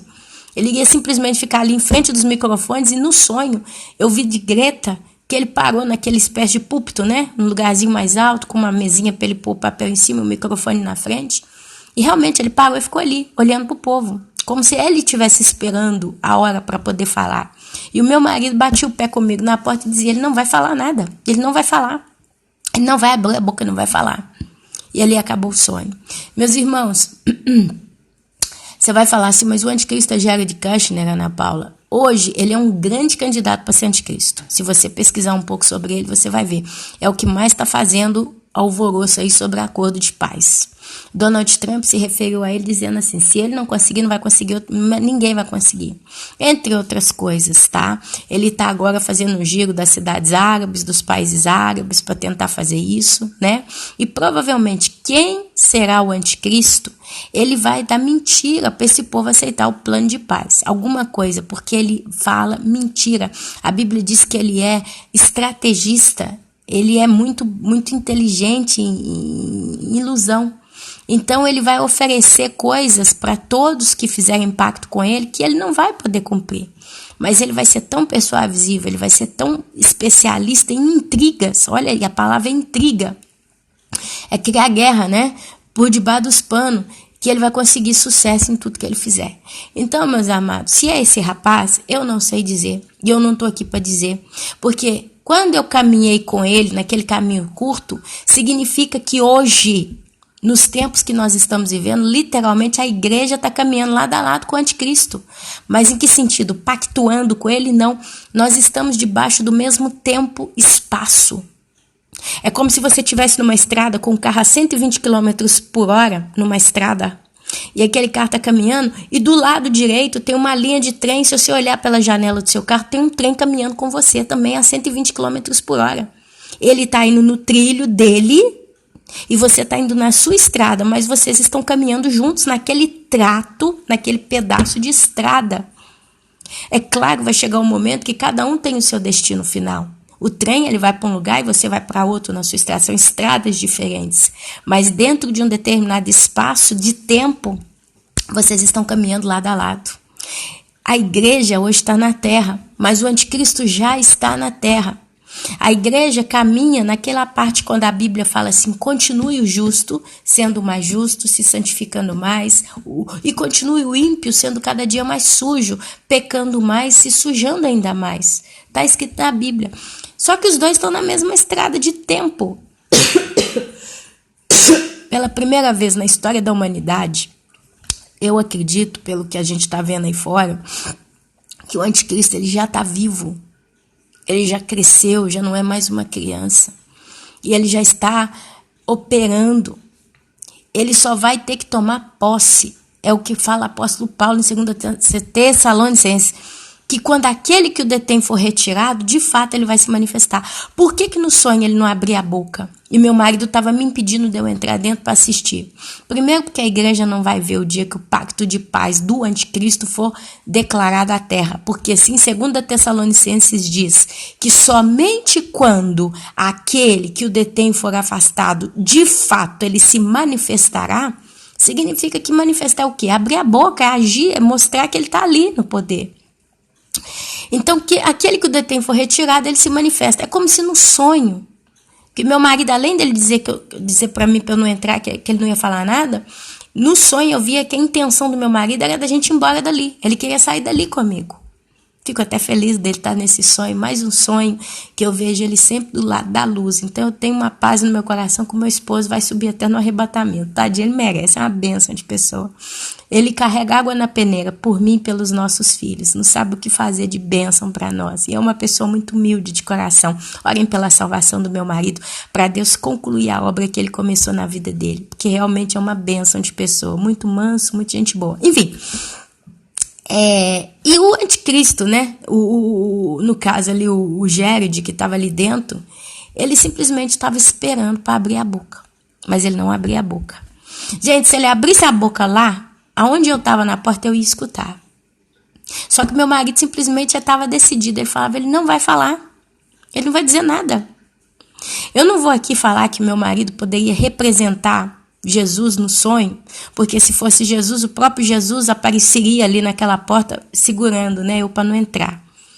Mas quem é o cabeça da esposa? O marido. E quem é o cabeça da família? Cristo.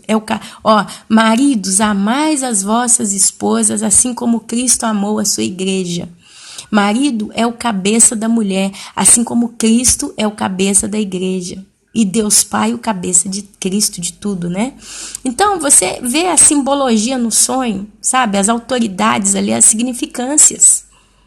Então, meus amados, o trato que a gente caminhou, eu e ele, lado a lado, era muito curto, muito rápido. A gente saiu de um lugar e já estava lá. Ele entrou para dentro do auditório, porque ele seguiu a estrada dele. O mundo estava esperando, aquele tanto de gente representava uma multidão, o mundo inteiro. Você via a imprensa mundial, líderes mundiais, todo mundo ali esperando. E o povo estava ansioso para esperar. Sabe quando você está esperando uma coisa importante, você quer assistir aqui, você não vê a hora de alguém falar? Lá dentro estava assim, ok? Lugar bem fechado. E o que mais que eu quero dizer aqui? A sala que ele estava era toda branca, é um auditório todo pintado de branco. Por quê? Porque o inimigo se disfarça em anjo de luz. Uma outra coisa, ele vai seduzir aqueles que estão perecendo. Uma outra coisa, que eu queria dizer? É o cavaleiro branco que sai montado no cavalo branco com uma flecha, com um arco sem uma flecha. Então tudo dá a entender até o porquê do local claro onde ele estava. Não era negro, era tudo branco. E era tudo muito bonitinho, muito organizado, né? Meu marido poderia estar simbolizando Cristo com a igreja, ok? Porque era ele que estava ali. E eu não conseguia entrar. E eu estava afobada, que eu queria entrar, curiosa, né? Mas eu sabia, quando meu marido afirmou, ele não vai falar. Não adianta, você não vai entrar, que ele não vai falar. Significa que ele não vai poder se pronunciar enquanto a igreja estiver na terra. Então, meus irmãos, ele vem para aqueles que estão perecendo. Vamos às contas, e aqui eu acho que eu já não estou terminando nada, o estudo ainda é bem longo. Vamos às contas. 70 semanas são o tempo total para o fechamento da profecia até Apocalipse. De Jesus, meus irmãos, sendo morto, o assunto ao céu, né? A Bíblia conta exatamente 62 semanas. Quando Jesus foi morto, naquele momento fechou uma conta de 62 semanas, se passaram. Desde quando o anjo falou para Daniel, a saída da ordem, né? Até a morte de Cristo, 62 semanas. Então, bastaria voltar no tempo para achar exatamente quando foi dada a saída da ordem para restaurar e edificar Jerusalém, ok? E não interessa para nós, porque é uma coisa que já aconteceu. Para nós, igreja, a coisa vale a partir de Cristo. Quando Cristo ressuscita, ali ele cumpre, né, a bênção, ele recebe a bênção de ter morrido na cruz. Quer dizer, ele morreu para quê? Para pagar pelos pecados da igreja. A partir do momento que ele morreu, ele estava pagando o meu pecado, que sou gentia, o teu pecado, que é gentil. Você é brasileiro, você é italiano, você é francês, você é japonês, né? Somos gentis. Cristo morrendo na cruz, até ser morto ungido, passam 62 semanas, porque ele está pagando o preço do meu pecado na cruz. Então, dali para frente é o que importa para nós. E olha só o que acontece. Então, mas antes se fala 7 semanas e 62 semanas. Aí você vê que tem 7 semanas na história. Tem uma palavra, umas 7 semanas, né? Olha só, vamos prestar atenção. E 62 semanas? Eu somente fiz o seguinte, eu peguei 7 mais 62. E eu cheguei a 69 semanas. Se depois de 62 semanas Jesus é assunto ao céu, aonde estão essas 7 semanas que está falando? Engraçado que ele fala dela antes da 62. Dá a entender que essas 7 semanas que são somadas a 62 aconteceriam antes. Mas olha para você ver. Também veja que ainda dentro das 7 semanas, Jerusalém será totalmente destruída e reconstruída. Isso acontece, meus amados, depois que Cristo é morto. 70 anos depois, Jerusalém foi assolada em terra. O brotar da figueira depois vem em 1964. E aqui eu falei, veja Daniel 9:26. E até ao fim, está escrito, né? Haverá guerra, desolações são determinadas. Você vê que depois que Cristo morreu, até o final, Jerusalém vai estar sempre debaixo de guerra. Aí você fala, ainda não tem guerra, não. Agora tem Gog e Magog, vai ser uma guerra forte. É desolações, é dificuldade, né? E aí vai ser reedificado o templo. Porque Gog e Magog vai abrir as portas para Jerusalém reedificar o terceiro templo e começar a adorar. Por quê? Porque o anticristo ele vai fazer um pacto de 1 semana com Israel. E na metade vai quebrar o oferecimento das ofertas. Ora, se é na metade da semana, 3 anos e meio. Então me dá a entender que o anticristo, assim que acabar Gog e Magog, ele vai entrar com um pacto de paz, meus irmãos. Primeiro vai ter que ter Gog e Magog. Aí você fala, como assim, Ana Paula? Onde é que você prova isso? Em Apocalipse, capítulo 12. Eu não vou ler, não. Depois você vai lá e lê sozinho. Mas diz que a mulher está grávida, gemendo com dores de partos para dar à luz. E o dragão está em frente da mulher, esperando ela dar à luz para devorar o filho varão quando nascesse. Aí no próximo parágrafo diz, nasceu o filho varão e foi arrebatado para o céu. Ele nasceu e foi arrebatado. Então a mulher fugiu para o deserto, o dragão foi atrás da mulher. Olha a sequência dos acontecimentos. A mulher fugiu para o deserto e o dragão então foi atrás da mulher. O dragão é sempre Satanás. O que o dragão faz quando a mulher corre para o deserto? Abriu a boca e como que um rio saiu da sua boca para arrebatar, arrancar com força a mulher. Quer dizer, arrancar com força Israel da história da humanidade. Porque Gog e Magog nada mais, nada menos é do que um intuito do diabo de tentar extinguir Israel da terra, ainda mais que estão todo mundo lá. Antes disso tem a profecia do povo que está voltando para a terra. Ezequiel, acho que Ezequiel, ele diz que via, né, o povo voltando em asas de aço, os aviões, levando o povo judeu para Israel. Israel hoje está aí. Vem, judeu. Se você é judeu, está no Japão, volta para Israel. Se está no Brasil, volta para Israel. Né? E o governo israeliano está acolhendo os judeus, porque ele quer o povo dele unido na sua terra.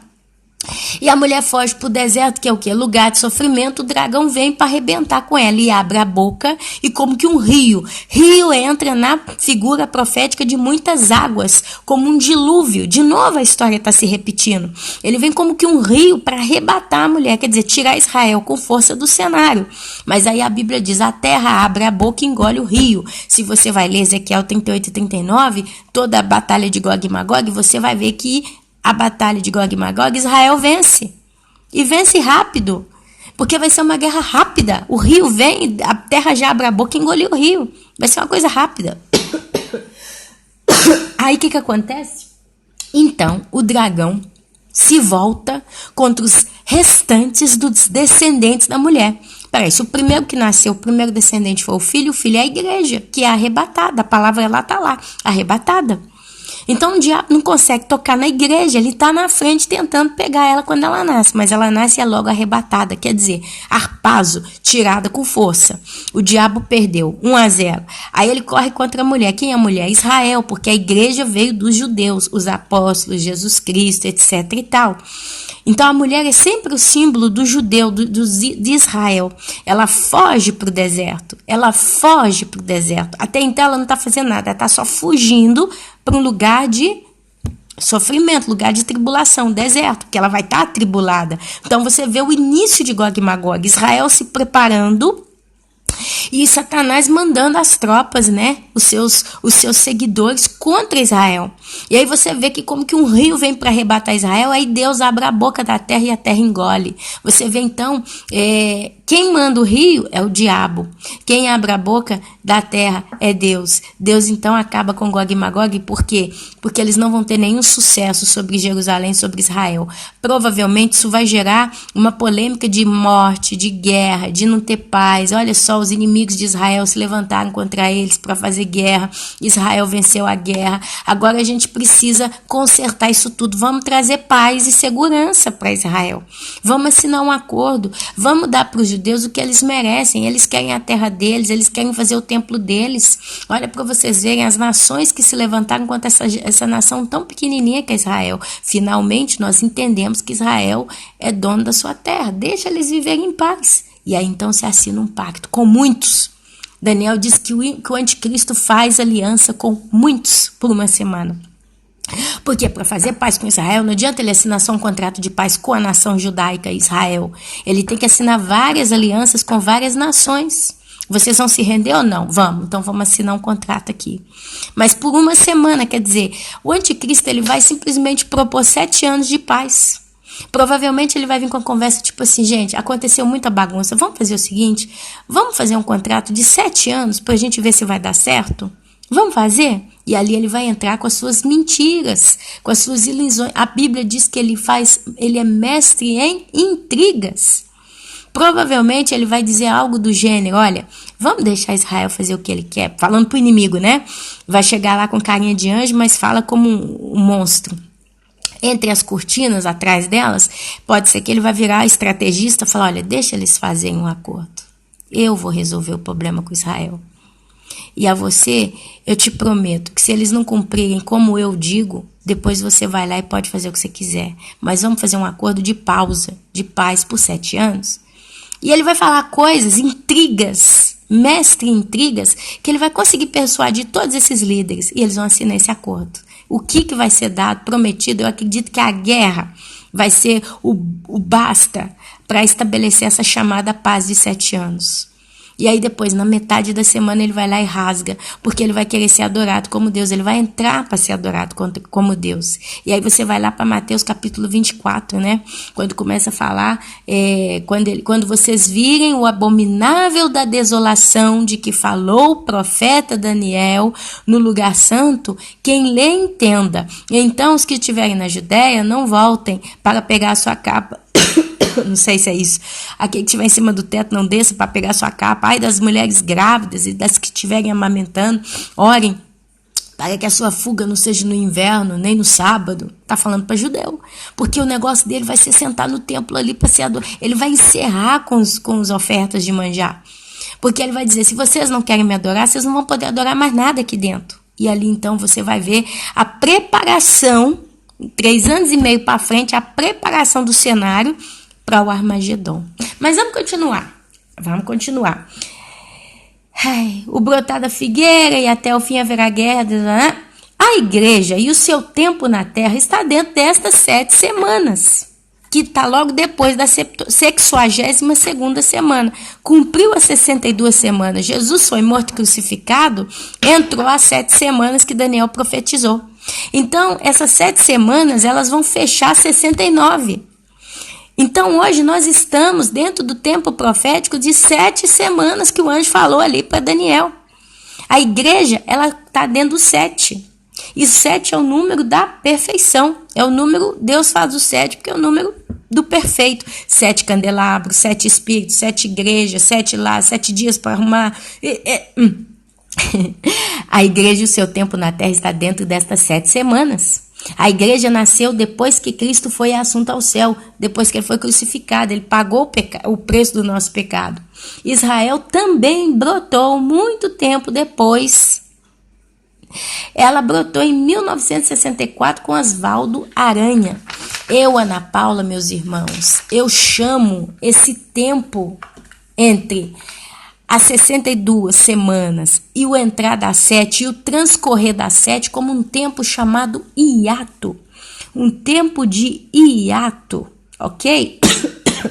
Hiato, meus irmãos, é um tempo de Deus. Por isso que não sabemos exatamente nem o dia nem a hora, mas hoje posso dizer que pelo menos sabemos com exatidão a semana. E, amados, ele está acabando, tá? Então, olha só, vamos continuar. Então, 62 mais 7 igual a 69 semanas estão transcorrendo. Então, meus amados e queridos, as 70 semanas de Daniel é as 70 semanas que o anjo trouxe de profecia para Daniel. Mas a igreja está dentro das 70 semanas. Os gentios estão compresos dentro das 70 semanas de Daniel.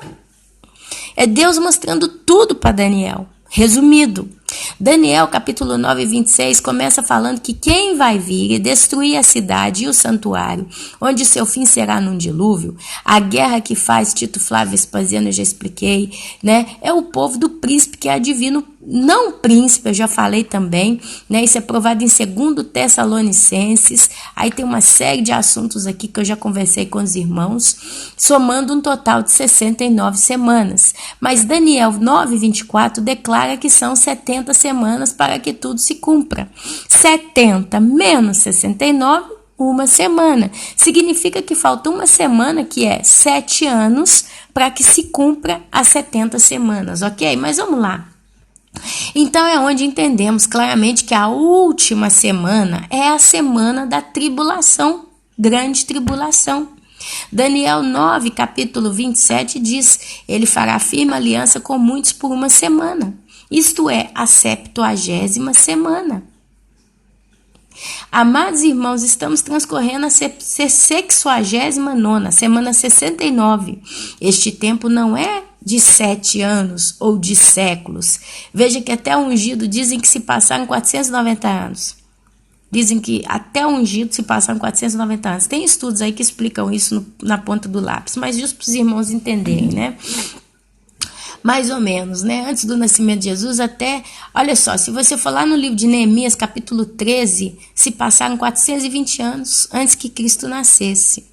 Então, as 62 semanas são cotadas em séculos. Olha para vocês verem. As 62 semanas são cotadas em séculos. A última semana, por sua vez, é cotada em 7 anos. Somente 7 anos. E até agora nós estamos dentro da 69ª semana, já há 2019 anos. Quer dizer, essas 7 semanas que ele julgou junto com as 62, as 7 semanas já estão transcorrendo até agora 2019 anos, desde que Cristo morreu até agora. Por isso que o calendário que a gente usa fala avante Cristo e depois de Cristo. Avante Cristo quer dizer antes que Cristo nascesse. Depois de Cristo é depois que ele já nasceu e morreu. E nós estamos há 2019 anos, né, à frente desse tempo. A semana do brotar da figueira, o nascer da igreja, até agora, mais ou menos 2019 anos. A semana da tribulação e grande tribulação, a gente vê 7 anos. E ele fala tanto que é 7 anos, que ele entra em Apocalipse com 1260 dias, 42 semanas, né? Ele começa, 42 meses, me perdoem, 42 meses, que são exatamente 3 anos e meio. Ele usa muito esses termos, então a gente entende que a última semana, a 70ª, é verdadeiramente compresa de 7 anos. Olha só, então concluo que o tempo em que estamos antes do arrebatamento é um hiato, que significa tempo de Deus, por isso que não sabemos exatamente nem o dia nem a hora, mas hoje eu, Ana Paula, posso dizer pelo menos que sabemos com exatidão a semana, e amados, ela está acabando. Mateus capítulo 24, versículo 32 a 33 está dizendo o seguinte: aprendei-vos, pois, a parábola da figueira, quando já os seus ramos se renovam, 1964, e as folhas brotam, sabeis que está próximo o verão. Assim também vós, quando virdes todas estas coisas, sabei que está próximo às portas. Quem? Jesus. Jesus garante que tudo... Ai, me perdoe. Que tudo acontecerá antes que passe por completa a geração do brotar da figueira. A geração, meus amados, significa uma linhagem, ascendência, genealogia. Depois, ainda continuando o texto, vemos Jesus advertindo a igreja em mistério quanto ao arrebatamento. Por isso, meus irmãos, ela sim, ela está dentro da semana 69 de Daniel, dentro do tempo hiato de Deus. Se você olhar no dicionário o que significa hiato com a letra H, significa interrupção, intervalo numa atividade qualquer. E prova disso é lermos Romano, capítulo 11, do 1 ao 12. Eu quero ler com vocês aqui. Deixa eu só achar o livro de Romanos. Romanos. Ai, mamma mia. Peraí, paciência, meus Atos, Romanos, capítulo 11. Olha o que está escrito, olha. Isso prova para nós mais coisa. Romanos, capítulo 11, do versículo 1 ao 12. Olha o que Paulo escreveu. 1 ao 12. O futuro de Israel. Pergunto, isso é Paulo conversando com os romanos. Paulo começa. Eu, Paulo, pergunto, pois, terá Deus, porventura, rejeitado o seu povo? De modo nenhum. Quem é o povo de Deus? Israel. Porque eu também sou israelita, da descendência de Abraão, da tribo de Benjamim. Deus não rejeitou o seu povo, a quem de antemão conheceu. Ou não sabeis que a Escritura refere a respeito de Elias como insta perante de Deus contra Israel, dizendo: Senhor, mataram os teus profetas, arrastaram os teus altares, e só fiquei eu, e procuram me tirar a vida. Que lhe disse, porém, a resposta de Deus? Reservei para mim 7.000 homens que não dobraram os seus joelhos diante de Baal. Assim, pois, também agora, no tempo de hoje, sobrevive um remanescente segundo a eleição da graça. E se é pela graça, já não é pelas obras. Do contrário, a graça já não é graça. A graça é Jesus, né? Que diremos, pois? O que Israel busca, isso não conseguiu, mas a eleição o alcançou. E os mais foram endurecidos, como está escrito. Deus lhes deu espírito de entorpecimento, olhos para não ver e ouvidos para não ouvir até o dia de hoje. Isso também está lá em Isaías, capítulo 29, versículo 10. E Davi disse: torne-se-lhes a mesa em laço e armadilha, e tropeço e punição. Escureçam-lhe os olhos para que não vejam, e fiquem para sempre encurvadas as suas costas. A rejeição de Israel não é final. Pergunto eu, Paulo, pois, porventura tropeçaram para que caíssem? De modo nenhum. Mas pela sua transgressão veio a salvação aos gentios, para pô-los em ciúmes. Ora, se a transgressão deles redundou em riqueza para o mundo e o seu abatimento em riqueza para os gentios, quanto mais a sua plenitude? Dirijo-me a vós outros que sois gentios. Visto, pois, que eu sou apóstolo dos gentios, glorifico o meu ministério para ver se, de algum modo, posso incitar à emulação os do meu povo a salvar alguns deles. Porque se o fato de terem sido eles rejeitados trouxe reconciliação ao mundo, que será o seu restabelecimento, se não vida dentre os mortos? E se forem santas as primícias da massa, igualmente o será a sua totalidade. E se for santa a raiz, também os ramos serão. Se, porém, alguns dos ramos foram quebrados, e tu, sendo oliveira brava, foste enxertado no meio deles e te tornaste participante da raiz e da seiva da oliveira, não te glories contra os ramos. Porém, se te gloriares, sabe que não és tu que sustenta a raiz, mas a raiz a ti. Dirás, pois, alguns ramos foram quebrados para que eu fosse enxertado. Bem, pela sua incredulidade foram quebrados. Tu, porém, mediante a fé, está firme. Não te ensoberbeça, mas teme, porque se Deus não poupou os ramos naturais, que é Israel, também não te poupará. Considerai, pois, a bondade e a severidade de Deus para os que caíram. Severidade, mas para contigo a bondade de Deus. Se nela permaneceres doutra sorte, também tu serás cortados. Eles também, se não permanecerem na incredulidade, serão enxertados, pois Deus é poderoso para os enxertar de novo. Pois se foste cortado da que por natureza era oliveira bravo e contra a natureza enxertada em boa oliveira, quanto mais não serão enxertados na sua própria oliveira aqueles que são ramos naturais? Olha aí o hiato. É Deus dando uma pausa com o povo judeu para tratar com os gentios. E quem é que trata com os gentios? A igreja. E, meus amados, depois do arrebatamento, se dará início à 70ª, a última semana. Vamos lá. Eu separei aqui, eu estou terminando alguns textos do livro de Zacarias. Eu vou ler só aquilo que eu separei aqui, senão realmente hoje eu não saio daqui. Olha só. Zacarias, nós vamos ler muito Zacarias aqui agora. Zacarias capítulo 12, do 2 a 4. Olha o que está escrito. Eu grifei. Eis que eu farei de Jerusalém um cálice de tontear para todos os povos. Começou a crise, perdão, amados. Eis que farei de Jerusalém um cálice de tontear para todos os povos em redor, e também para Judá. Naquele dia farei de Jerusalém uma pedra pesada para todos os povos. Todos os que a erguerem se ferirão gravemente, e contra ela se ajuntarão todas as nações da terra.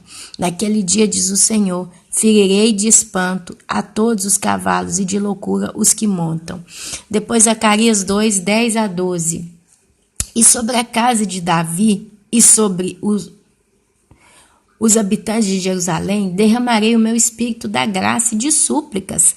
Olharão para aquele a quem transpassar. Eles vendo Jesus descendo, na terra. Pranteá-lo-ão como quem pranteia por um unigênito, e chorarão por ele como quem chora amargamente pelo primogênito.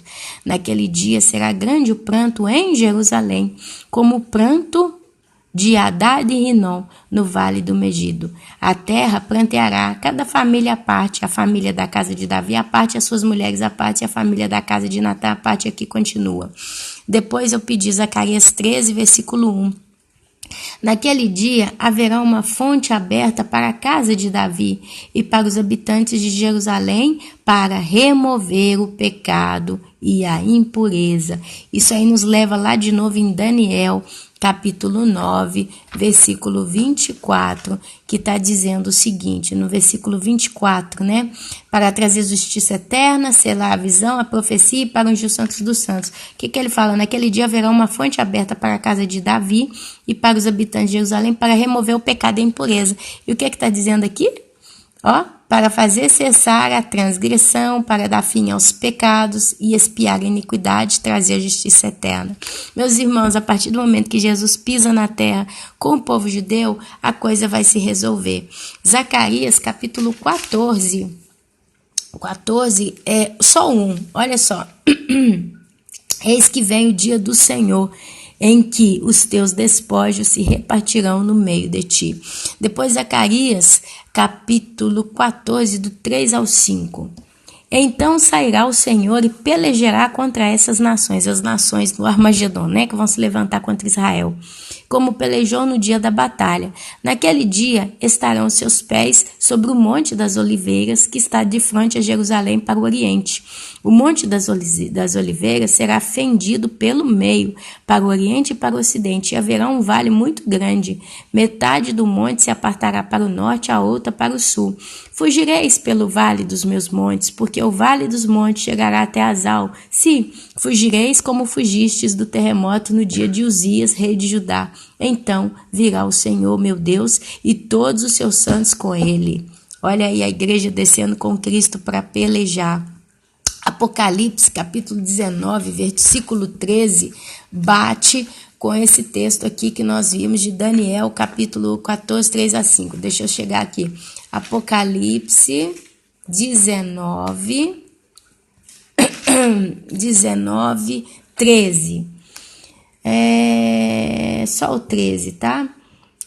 Está vestido com um manto tinto de sangue. O seu nome se chama Verbo de Deus. E com o manto e o seguiam os exércitos que há no céu, montando cavalos brancos com vestiduras de linho finíssimo, branco e puro. Saí da sua boca uma espada afiada, para com ela ferir as nações, e ele mesmo as regerá com cetro de ferro. Presta atenção, vestidos de linho finíssimo, branco e puro. Sobe lá em Apocalipse, capítulo 19, versículo 8. Deixa eu pegar do 7. Alegremo-nos, exultemo-nos e demo-lhes a glória, porque são chegadas as bodas do Cordeiro, cuja esposa a si mesma já se ataviou, pois lhe foi dado vestir-se de linho finíssimo, resplandecente e puro. E quem é que desce com linho finíssimo, resplandecente e puro? E com um manto tinto de sangue, o seu nome chama Verbo de Deus. E seguiam os exércitos que há no céu, montando cavalos brancos com vestidura de linho finíssimo, branco e puro. Meus irmãos, Zacarias 14, 19. Ai, deve ser terrível para vocês ouvir eu tossindo aqui. Ai, tá acabando. Zacarias 14, 9 está escrito: o Senhor será rei sobre toda a terra naquele dia. Um só será o Senhor, e um só será o seu nome. Isso bate com o quê?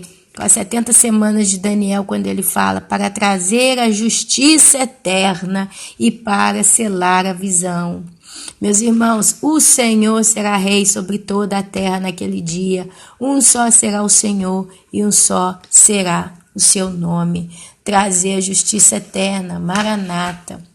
E assim, meus irmãos, eu acabei o estudo.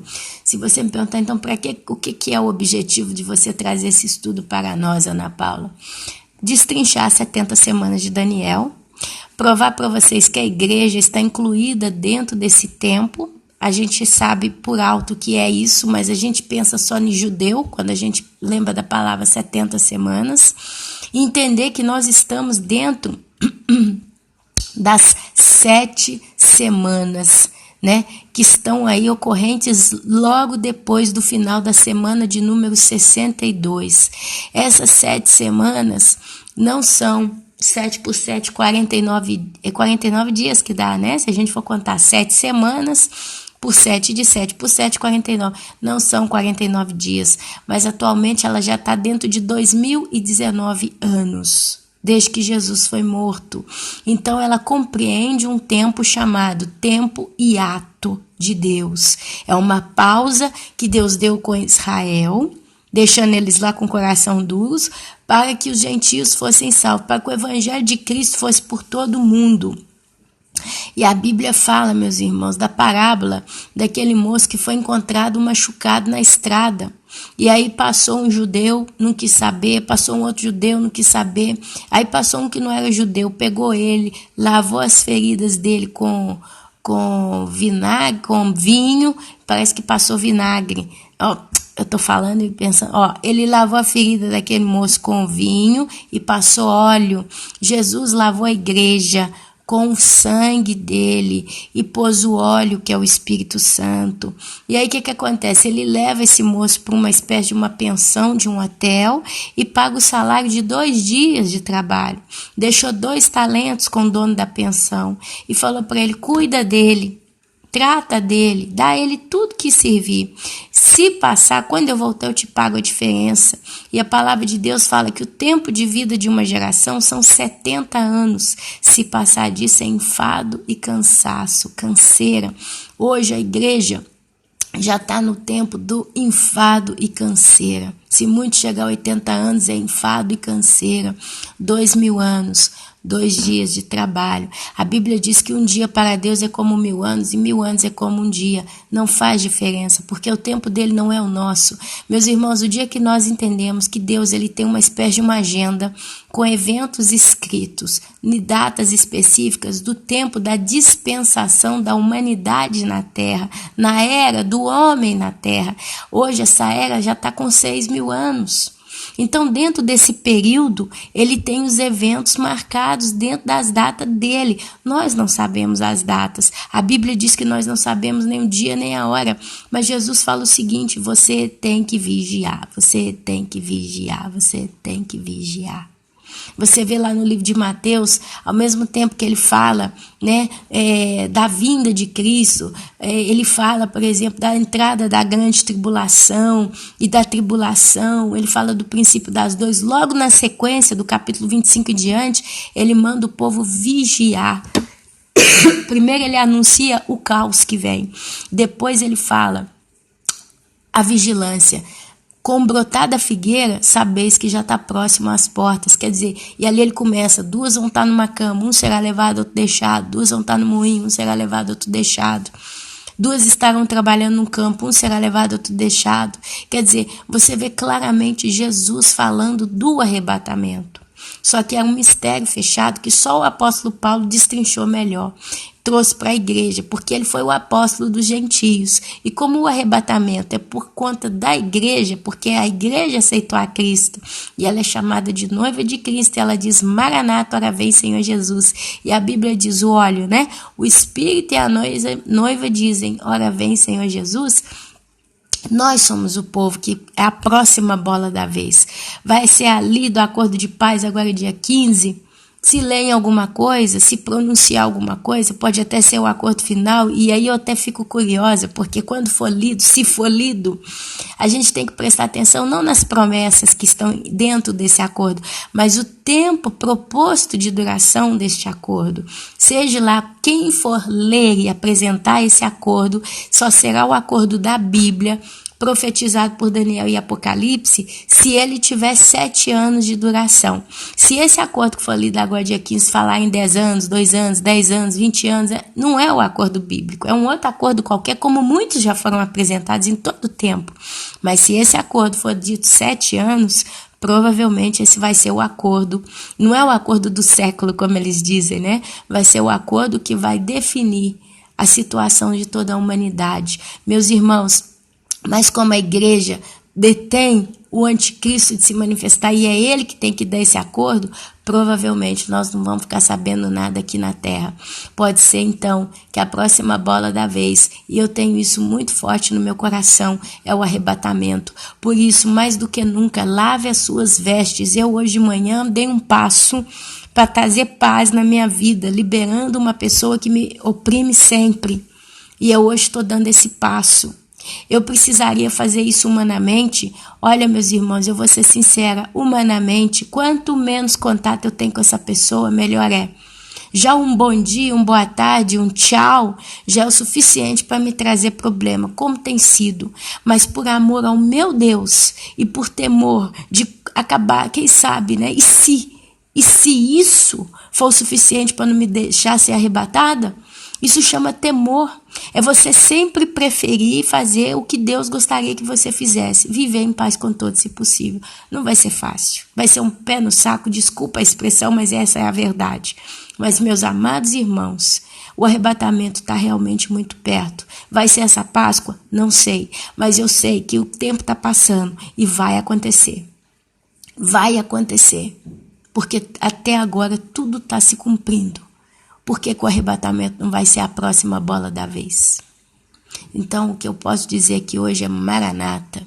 Que você venha dizer Maranata e que você arrume a sua vida o máximo que você puder. Tenha a tua casa limpa, a tua casa em ordem, a tua casa justa. Porque o Senhor está vindo nos buscar. E eu não vejo, nós não vemos a hora que isso aconteça. Amém?